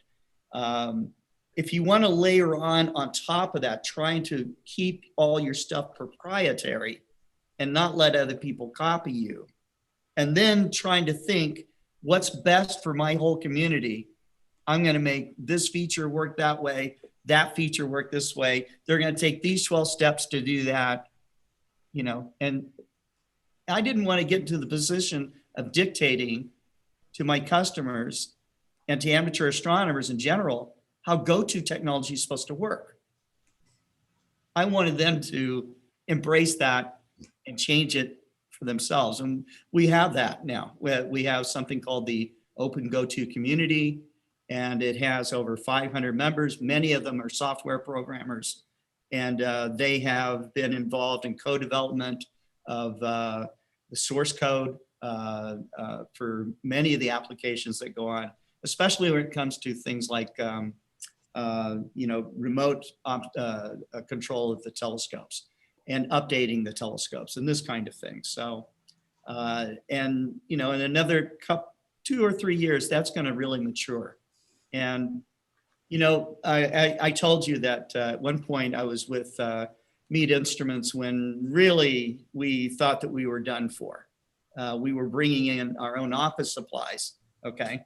It was really bad. And we thought, we're seeing the last of Mead's days. And had Mead gone out of business during those times, with anything that had software, who was going to support it?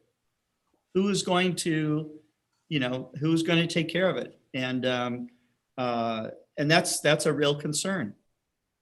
If my company goes out of business, God forbid, okay, but if it goes out of business, I can sleep at night knowing that all of my PMC-8 mounts out there will still be running and that there will still be software support for it because it has its own community. It's not my community, it's theirs, okay? They run it. And so that's part of the secret of trying to develop something for everybody. But you can't get completely out of it. You can't just turn it all over to them and just say, okay, you guys do it. You do have to be involved with them. And so that's what led me to continually find ways to increase customer service. Part of that engagement is working with guys like Stuart Parkerson, because Stuart is he's one of the real I think leaders in as far as working with manufacturers and interpreting this technology to the consumers. And no, he's not like Sky and Telescope, and he's not like Astronomy Magazine. His business approach is entirely different, And this is a guy that's always thinking outside the box. Okay. He's always ways, programs, embracing things, embracing other people's ideas. And that's a real inspiration to me. You know, people that write the articles aren't just this group of, you know, as much as I love all the stalwarts of Sky and Telescope and Astronomy magazine, I do, okay? But it's so cool to see a different writing style and a different approach and a, you know, an approach that doesn't really pull any punches, okay, when it comes to reviewing a product. So he's done a huge service, and it's really refreshing. That's an excellent introduction to the next question, if I may. Yeah. What are, for Stuart or Scott, for Stuart, what are some of the creative ways that you are seeing across the nation to expand the diversity of those who are interested in astronomy? Do you know of any creative outreach efforts that you've seen, creative outreach events that you've seen? Well, I will say that, you know, it's a math and science business. You know, you've got to enjoy doing calculations. You got to enjoy tinkering with stuff, which is what anybody can do. And so it's a matter of, I think local clubs have the most power in that. Like your new, I've actually been at Pornelli Falls. It's beautiful. I've walked through the waters and did that when it's running. And I think it's great that, you know, kids can come out and talk to you guys. And then if they're interested, you can set them on the path, right? I mean, there's so much information on the internet. It's just so much. I mean, how do you get started? There are literally millions of telescopes in closets somewhere. They're just all, I get emails almost every day.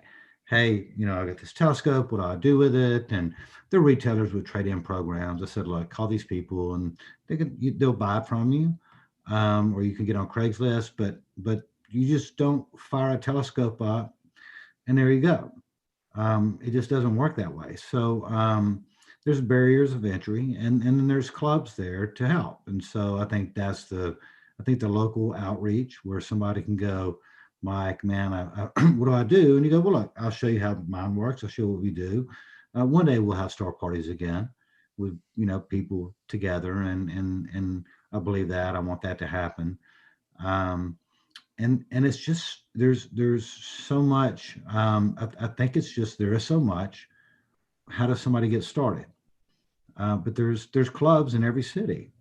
So that's the perfect place to get started. And, you know, the newspapers or the media, you know, they like the fact that you're having a star party. They'll always publicize it. So wherever you're at, people can come. I think that's the perfect start.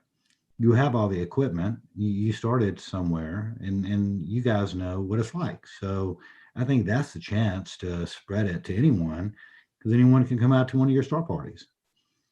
So that's what I think the future is. And Scott's doing his outreach, and people learn, and you can sit back and with the Global Star Party, with the ambassadors, with the programs. There's so much STEM happening. But if you want a telescope and you want to use it, then you need somebody to help you. It's just very hard to do. Just grab a telescope and go.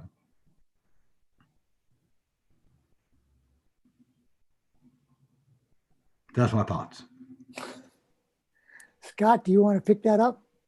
Well, you asked about what are some of the creative ways that have been going on. I would say that the pandemic forced everybody that was involved in educational outreach to get real creative. Okay. Initially, there was this giant depression that spread out across the country, saying, oh my goodness, are we really going to have to cancel our star parties? Are we going to, you know, and all the organizations took a responsible role and did cancel them. Okay. But there were still star parties that happened, kind of private, you know, groups of people were getting together, socially distancing, but still getting out there and doing stargazing. You know, amateur astronomy kind of is a socially distanced, hobby, in that we were, as amateur astronomers, we were the early adopters of the internet. We were the early adopters of email. We were the early adopters of remote Internet of Things. Okay, you have probably everybody in the Austrian Astronomical Society knows somebody that has a friend in there, or doing it themselves, or they're operating a telescope robotically and remotely. Okay, the sharing opportunities from that is profound, in that with electronically assisted astronomy, you could show live images of the sun or the moon or Jupiter. You can stream it like we're streaming this broadcast right now. You're doing outreach by having this program. We're sitting here with very experienced amateur astronomers that are asking very interesting questions. You're taking live chats here and asking only two of us some of these very interesting questions that I would like to pose back to the group here, okay, and pick their brains about it. But what are the most creative things I've seen happen so far? I think it was initially, I was watching the Northeast Astronomy Forum go virtual. They spun on a dime and made that happen. I was at the American Astronomical Society meeting and was involved in having a virtual booth there. That virtual experience was like being in a computer game. There were people that could move into a lobby and go into rooms and actually visit the booths and this kind of thing. So that was pretty interesting. The sharing of live images on the internet has been a cool thing, and certainly my efforts to create global star parties is not that it hasn't been done before. It has, but I think that I like to think that I try to make them as fun as possible. I try to involve music and gosh, if I could hand out cookies somehow, or or do some of the other things that we've done at star parties, which really make it a party, I would add that. But the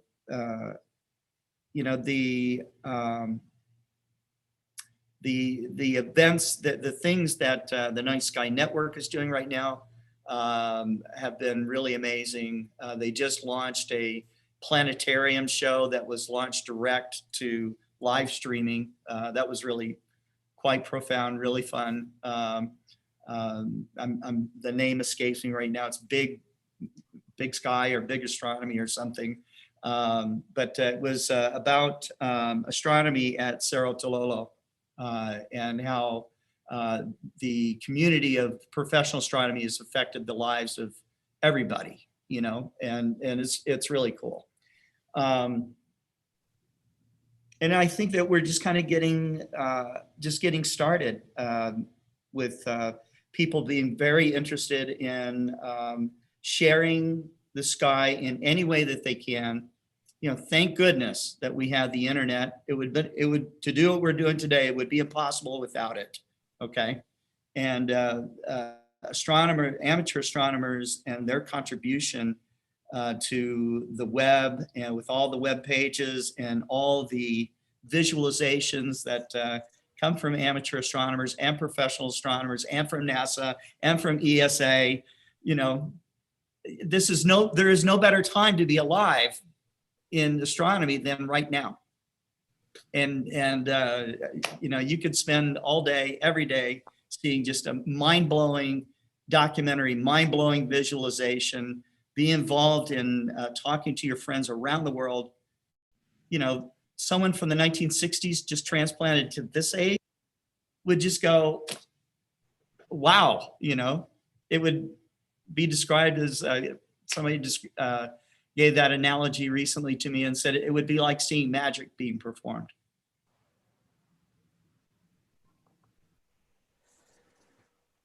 Question for Stuart. While we ponder that, high technology being equivalent to magic, I think was science fiction trope. Stuart, you touched on this earlier, but it went by pretty quickly. You said that you have a lot of people suggesting articles to you and coming at you with review ideas and article ideas, content, and that you don't do very much outreach looking for it. But I have two questions from two people on that score. How and to what extent then do your contributing writers find out what else is going on that's interesting? Who does the explorations there?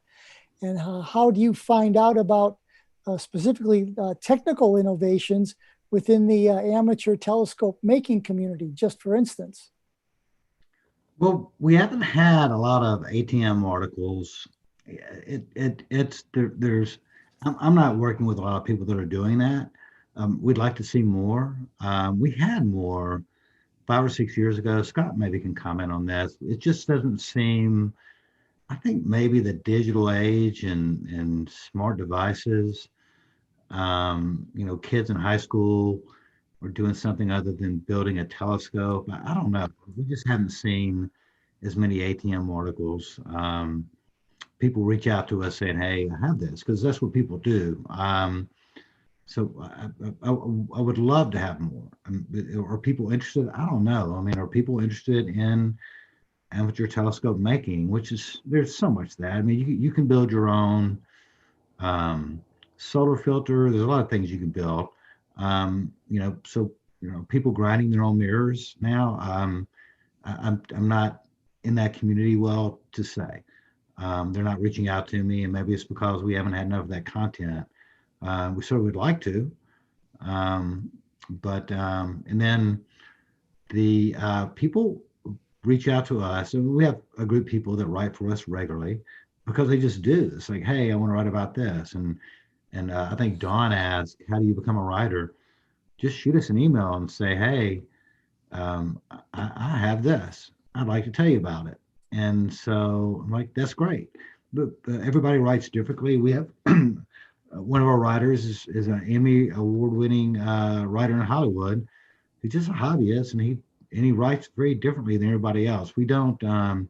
We used to spend more time being worried about grammar and those kind of things. I mean, we want to be grammatically correct, but it's more important that somebody's writing style comes across. So we're not, AP style regimented in doing that. And, so if Donna's interested in writing about a new eyepiece or an old eyepiece, or some of the best articles have been, I've got this 20-year-old scope, and then let me tell you what I've done. Or, I've got this one of the original CCD cameras that came out. And so how do I use it today based on new technology? And so we don't tell people, they tell us, and then so if people are out there doing it, that has to be interesting.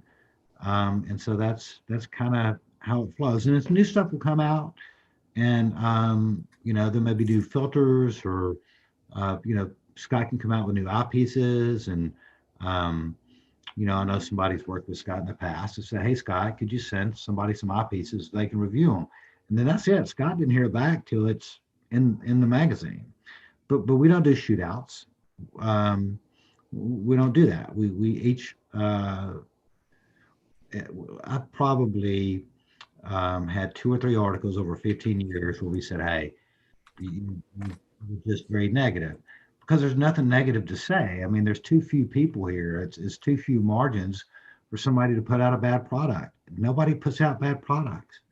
They don't last. Companies don't last. So we're not in the business of saying, hey, we're going to shoot out these 3 products and see who wins. They all pretty much win because you have to win to be in this industry. You can't do a bad product. You just can't. It's not hundreds of millions of people buying it. It's just not that way. So we're lucky. It's a very, people put out things and they think about it and they take their time and they invest in it. And people like your club members get to take advantage of these things. The other thing I will say is it's very interesting to me that 90% of what's out there, everybody can afford. And then it's kind of like I have friends that are in that are bass fishermen, and they'll buy a Ranger boat and they'll spend $100,000 on a Ranger boat. Well, you can buy a bass boat for $20,000 and it will take you out there and you can bass fish. They want that extra 10%. So for an extra 10%, you could spend $100,000 on a telescope system, totally, the whole rig, but you can get 90% of that for pennies on the dollar of that. And that's what's really amazing is people like Scott are putting out products that get you to 90% of that, of the top of the top. And it's such an interesting industry where you can get that close. I mean, you can get these products to do so many things that provide so much just the value in terms of how they're used for not that much money. That's, No, it makes sense with that. yeah, that's true. That's true. When you look at the value, not only for my company, but other companies, I mean, Celestron, for example, also offers incredible value for what they're selling. Incredible technology. My goodness, they have their SkySense is a plate solving telescope system. It's incredible, so, and all packaged in this beautiful app, that is not only, not only works, but it's engaging to look at, and it's just fun, so I would say that, we keep coming back to talking about the value that's offered to the community of amateur astronomers, and also recognizing how small our community is and how small our industry is. It's a really special kind of thing. And it's done, I think, not from a position where people wanted to become millionaires, doing this. It came from a position of loving the lifestyle of personal exploration and personal discovery. I think all of us that are in it, that have experienced it firsthand, I know you as amateur astronomers already know this, okay? Astronomy is good for you. It gives you a very important new perspective every time that you look through your telescope, every time you turn your head to the sky, every time that you read an article that makes your mind take off and think about the vastness of the universe. It puts things into perspective. Initially, it's very humbling.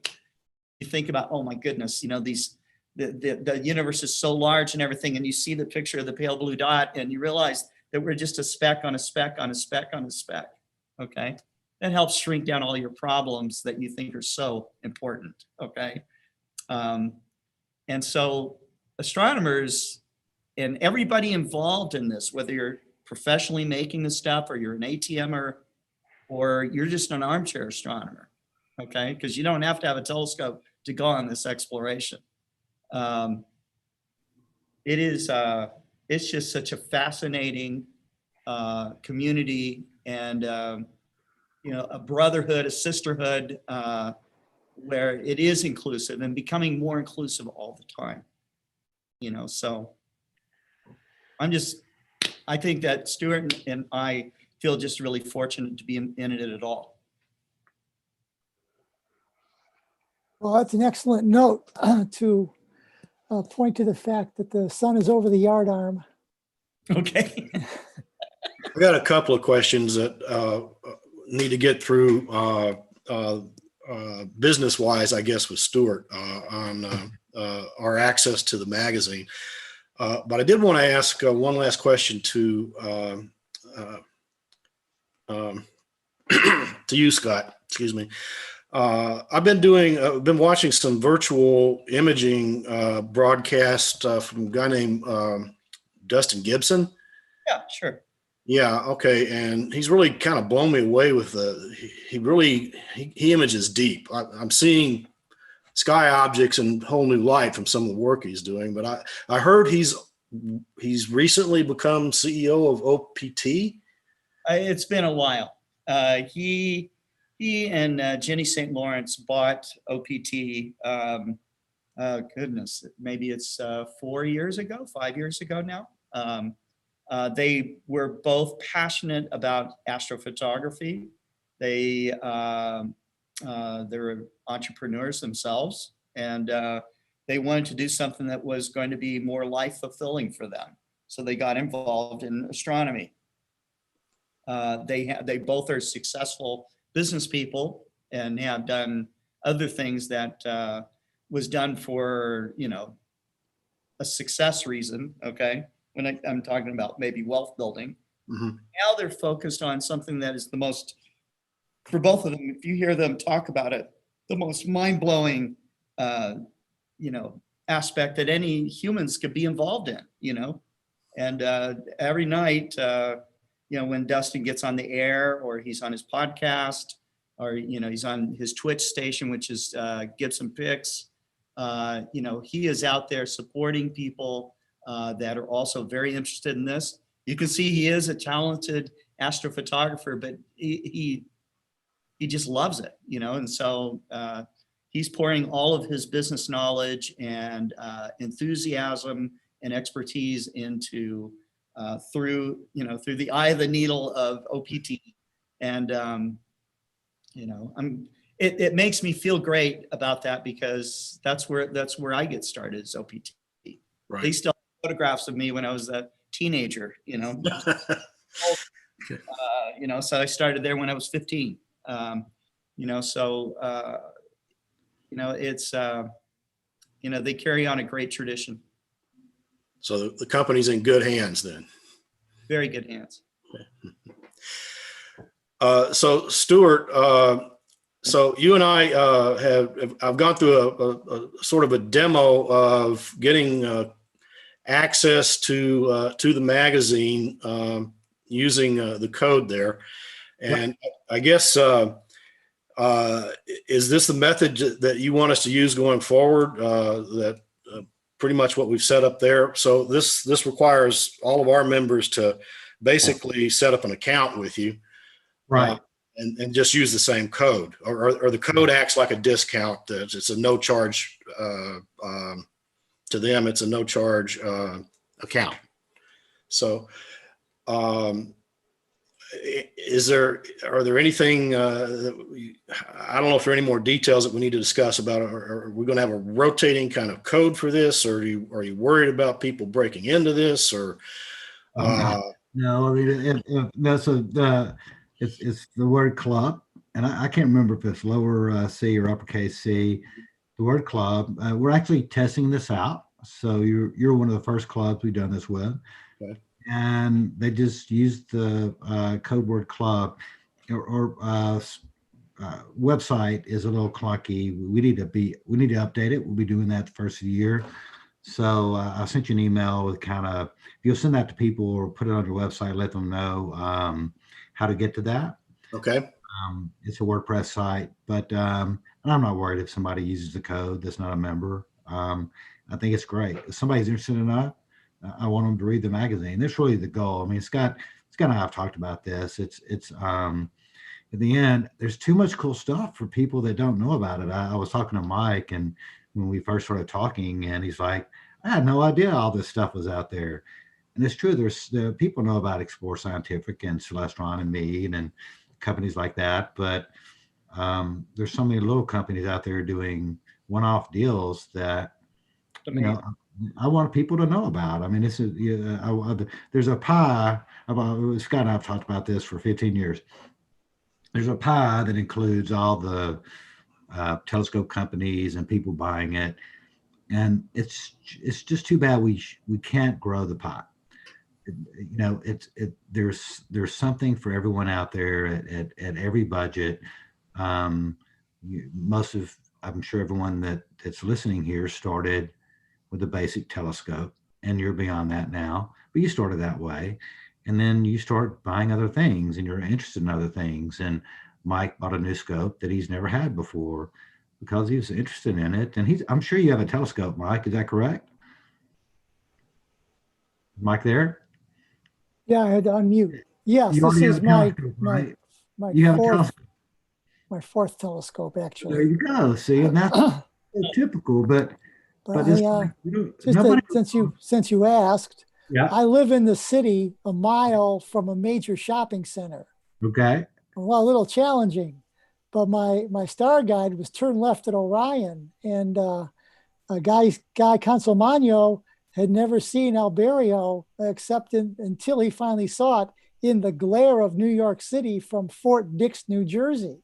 Okay. Okay, so There you go. anyway, that's my story. Back to you.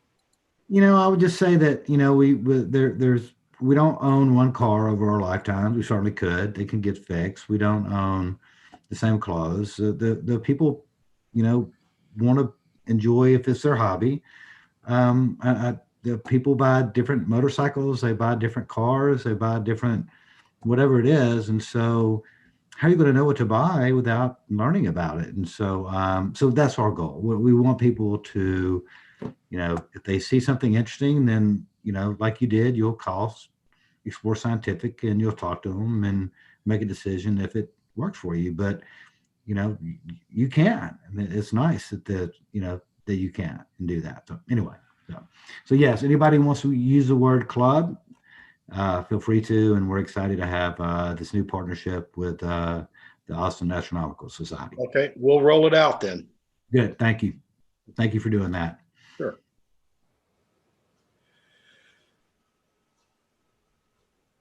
So I think we've gone through most of the written questions. Anybody out there, kind of going once, going twice, got a final question you want to toss out? Okay, well, one of the things I'm finding most difficult with these virtual meetings is how to end them. It's always a little bit awkward. We just want to say we really appreciate you guys spending the time with us. It's been fascinating. We get an inside look on a lot of this, and we're glad you're there for us too. I mean, yeah, it's Scott talked about supporting goes both ways, and I think our club does support both of you to a pretty good degree. And we're just, glad that we can be there for each other, I guess. We're very appreciative, So for any of the club members out there that own, first off, thank you. There's lots of great products out there. We try to do our best to make our products as good as they can be, and we back them. A lot of our products are backed with a forever, no fault, transferable warranty. And, case in point, we had, you guys remember the Paradise Fire in California? Yes. Yeah, it was horrible. There's a lot of amateur astronomers that live out there. One of them owns some Explore Scientific eyepieces. We only require that you register your product with us. We put serial numbers on diagonals and eyepieces and finder scopes and all of our telescopes. And this gentleman had his eyepieces registered with us. He pulled out of the smoldering remains of his completely burned down house 2 melted eyepieces. They're on my desk. Okay. We promptly replaced them with brand new ones. Okay. Because it's a no fault warranty. Okay. So if you can return the smoldering remains of your telescope or eyepiece back to us, okay, we'll replace that. And we've done that on large telescopes, and we stand behind it. So. Hey, Terry. Yes. Hi, I'd like to close to say thank you as well. And I just want to check, Scott, is there another hurricane fixing to hit you again?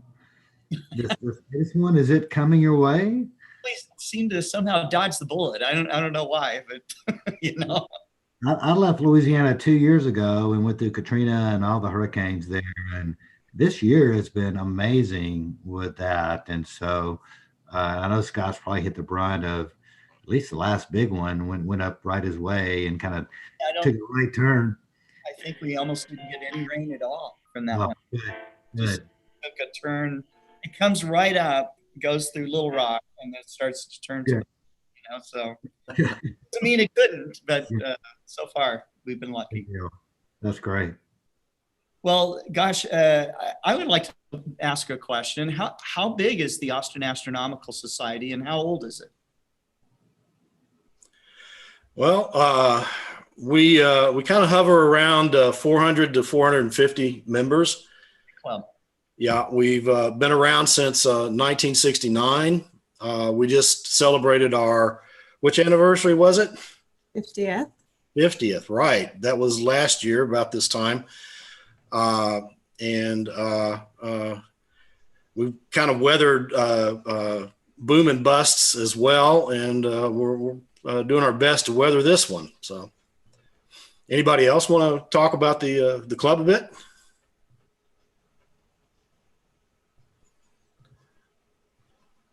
Okay. I'd like to say one thing, if I could, and that's I'd like to just speak to Scott and say that we've got some great people here for outreach. This club is really focused on outreach.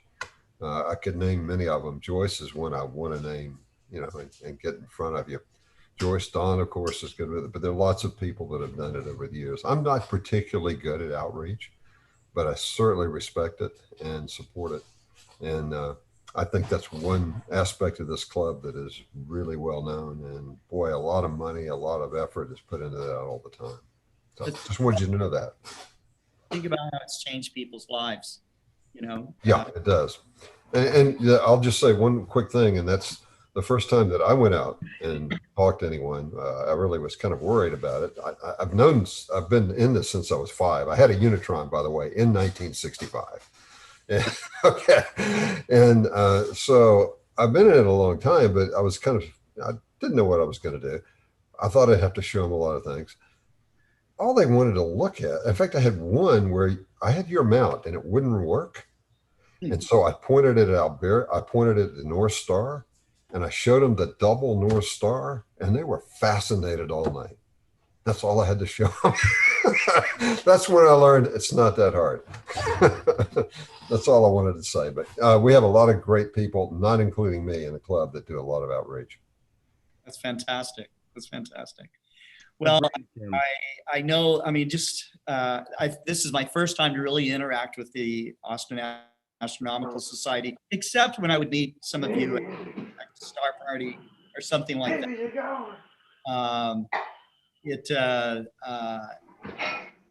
I can tell that you guys have a great group and an inspired group, and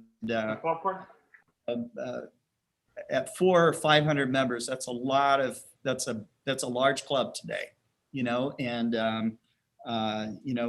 if the most important part of your club is educational outreach, then who knows how many people's lives you've changed, because I said it before, amateur astronomy is good for you. I can tell you personally, having done a lot of research working up towards our 50th anniversary, and it's a really loose number. I'm sure it's probably more than that, but in the 50 years, we figured we've reached out to about 500,000 people. Wow. With our star parties, with our events, and your company, Scott, and your business and your publication, you two are some of the most phenomenal individuals in this industry, because you do focus on the amateurs, on the people that are using these products. And we are just one club of over 300 in this country. So, it is a mutual admiration club for sure. We use your materials, we teach other people, and you continue to put out great information, great resources, and phenomenal products. Thanks very much, Don. And Scott, one event we had was the Transit of Venus, and that was probably our largest. We had a 14-story building. We were on top of it. Okay. And people were in the staircases all the way down and around the building. We were overwhelmed. I was hoping for 50. We had over 2,000. Oh my gosh. That is so cool. That is so cool. Well, how people really it is. Speaking to what Don Davies just mentioned in terms of the numbers of people that we've reached, just just hearing the names and finding out this was left here, who did this back then, founders, there's people who have long since passed on and their names are still around. We've got a telescope name for one, et cetera, who most all of them were really big into outreach. And that's one of the things they were remembered for, was science is for everyone. The overwhelming philosophy of Carl Sagan and people like him is that it's the outreach that science is for everyone. It's not for an elite few. And this particular facet of science, anyone can do. That's right. Well, you guys are the boots on the ground making it happen, and I know that during this pandemic that it's very challenging for people who are educators, whether you're a formal educator or you are doing informal public education. It is a very difficult time to carry out what we used to do, where we could set up on a street corner and let, 500 people all put their eye to the eyepiece. Okay. Can't do that today. All right. It's not safe. I've had lots of people from different organizations ask me, what could we do? Well, one of the things that you could do is you could have club members donate all their old eyepieces so that they could be sanitized and be used for outreaches, so that everybody that comes to an outreach, they have their eyepiece, okay, that they're using, and then they look through the telescope, and at the end of it, the eyepieces are cleaned up and disinfected again, and you can do it all over again. So the electronically assisted astronomy, very cool. Not the same as seeing a live image, not the same, but it's still very impressive and is a great way to share safely. And doing these live broadcasts, very important, so I would encourage the Austin Astronomical Society to keep up a live broadcast. If you can, do it weekly and talk about the amazing things that you guys are doing in your community to inspire other people. Because unfortunately, there are people isolated in their homes, they're depressed, and they don't know that all they have to do is go outside and look at the stars and think of them being light years away, and knowing that they are somehow, maybe they don't know how, but they are somehow connected to the whole universe. And that's a healing thing. Certainly. Yeah. It's interesting that you bring that up, Scott, because that's the one thing that this pandemic has really done for, many different avenues and fields of interest, but especially for astronomy, is it has brought people more together, more connected. Your Global Star Party is one of them, because people from all over the world can tune in. It's one of the benefits of us finally being able to go live, is that other people from other clubs can tune into this live broadcast. They can watch the recording. We've actually done a little swap with the Southeast Texas Club. We had one of their guest speakers come talk to us and vice versa. And that's something we wouldn't necessarily be able to do physically. The distances, especially in Texas, are enormous. So if anything, this pandemic, I think, has been just an inspiration especially for the work we do in astronomy, because we can connect with people that we wouldn't necessarily be able to do so with. Yes, I agree. Well, bursts of creativity are kind of a silver lining in the whole thing. Yes. We're adapting. That's right. Okay. Great. Well, thank y'all so much. And thank you. And I'm glad I brought Scott along. I didn't have to do all. He did all the heavy lifting. He said all those. Great. Thanks a lot. You're a pretty good team, guys. So well, he's got all those telescopes behind him, so that's it's eye candy. That's all. So. It is eye candy. Well, you kind of probably got a few people drooling like Pavlov's dogs, but I'm sure they're all for sale. You could buy any one of them. Oh yes, well, except for that last one over there, which is a 20-inch. It's sold out. In fact, a lot of telescopes are sold out. The driven telescope sales like crazy. some of my dealers experienced 400% increases in business. Wow. Wow. I'm hearing this from Astronomics. He can't keep anything on the shelf. No. Yeah, that's true of anyone that's actually in the business. And it's great because here's the opportunity and the challenge for the Austin Astronomical Society. If I could show you my metrics on my own website, because we also sell direct, the majority of the buyers are first-time ever buyers. Okay. And we have a good repeat business, and that's fine. But there's a giant wave of new people getting into this hobby, and they need to join a club. They need to get into the community. Because once you find out how awesome the community is, you're in it for life.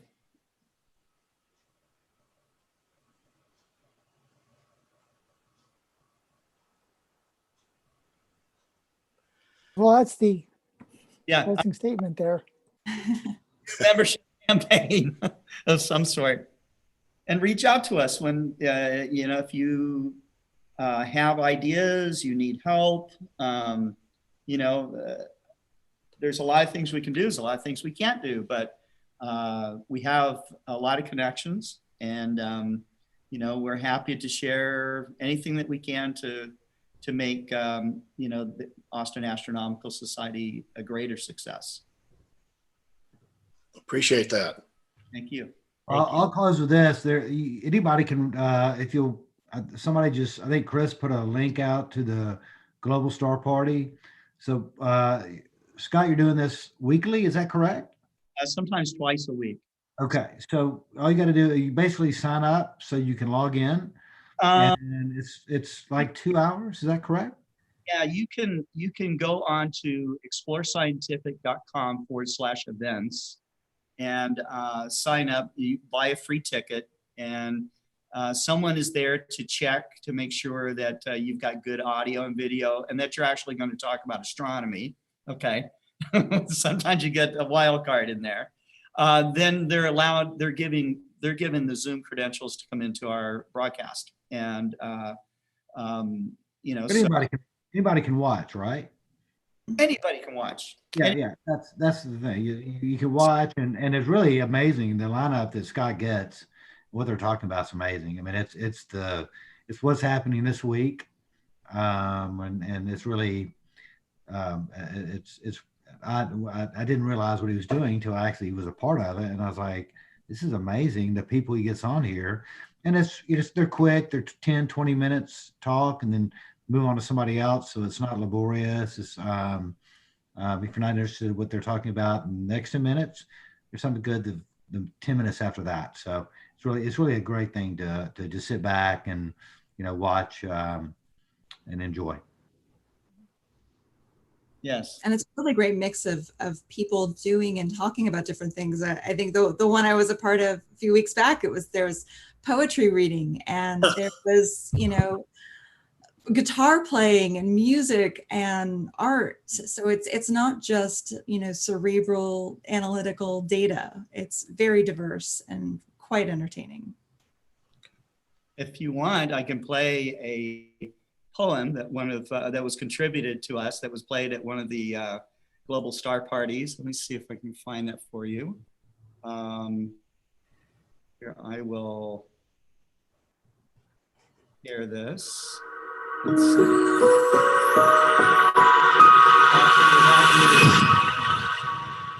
Yeah, you have to allow me to do sharing. Oh, okay, hang on. It was going well. Oh gosh, here you are. More. My co-host. Yes. Okay, you should be able to.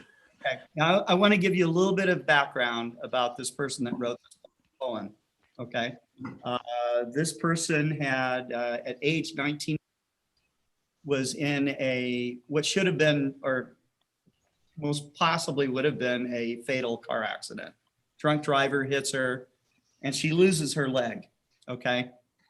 Her leg has been amputated and re-amputated and re-amputated over and over again. Okay. She had screws and nuts and bolts screwed into her body, putting herself back together again.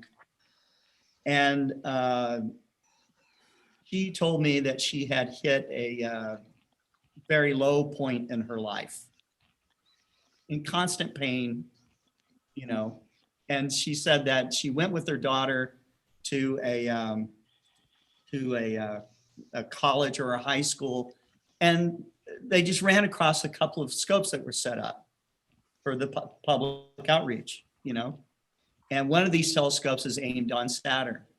And she said that after looking at Saturn, it so dramatically changed her perspective on life that it gave her new hope. And this poem, she's, you know, it's been a number of years since that happened, where she had this transformative experience. It inspired her to write this poem. She tells me about it, and I said, God, her name's Nadine. I said, Nadine, you've got to record that for me, you know? And so she did. She recorded it, and I collected images from JPL, NASA, and it's this is about Saturn. I have since sent this poem to Linda Spilker, who was the principal scientist of the Cassini mission. She loves it, okay? And I'm gonna play it for you guys. So let me share my screen here, and so you can watch it. So you get computer sound, and let's see.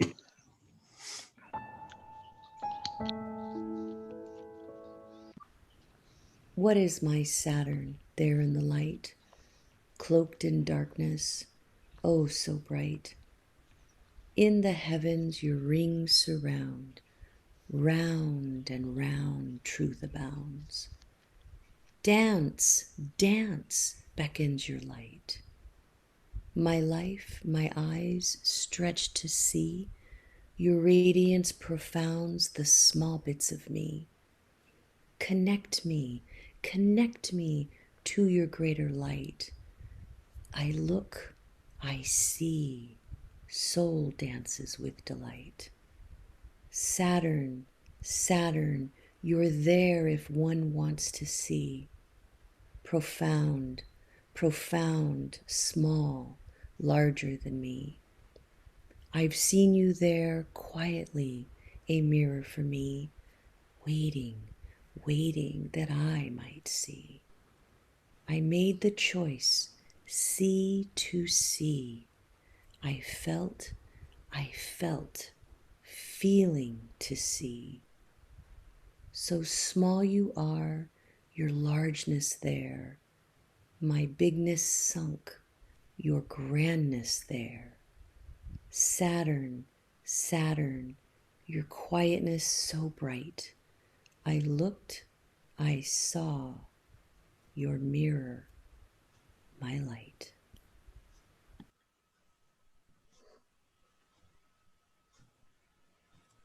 Wow. I got, folks. That's all. Bravo. Yeah, that's kind of the taste, a little bit of the flavor of what Global Star Party is about. Anyone that joins, I try to drag out of them not the gear and the numbers and the exposure times and all the rest of it, which are amazing in themselves, but it really is, you know, what was the tipping point? What made you? What was the moment of truth for you when you realized the vastness of the universe? You know, these kinds of things. So it's for amateur astronomers, this is an enlightenment. It's an awakening.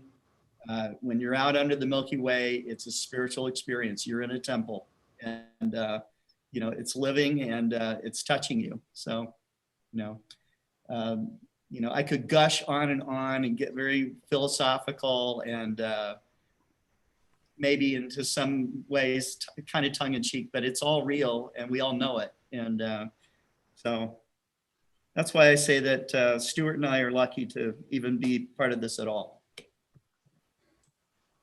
And that's my message. So. Okay, well, thanks, Scott. Thanks for sharing that.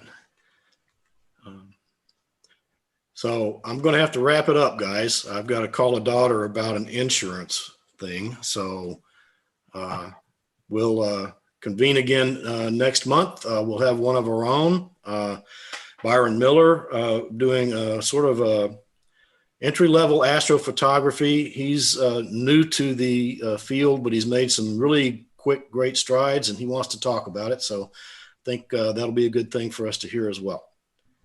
So everybody take care, and we'll see you next month. Thank you. Thanks again. All righty. Thank you. Thank you. Thank you, Scott. We'll talk to you soon. Bye. Bye, Stuart. Thank you so much, man. Thank you for the presentation. I really liked it.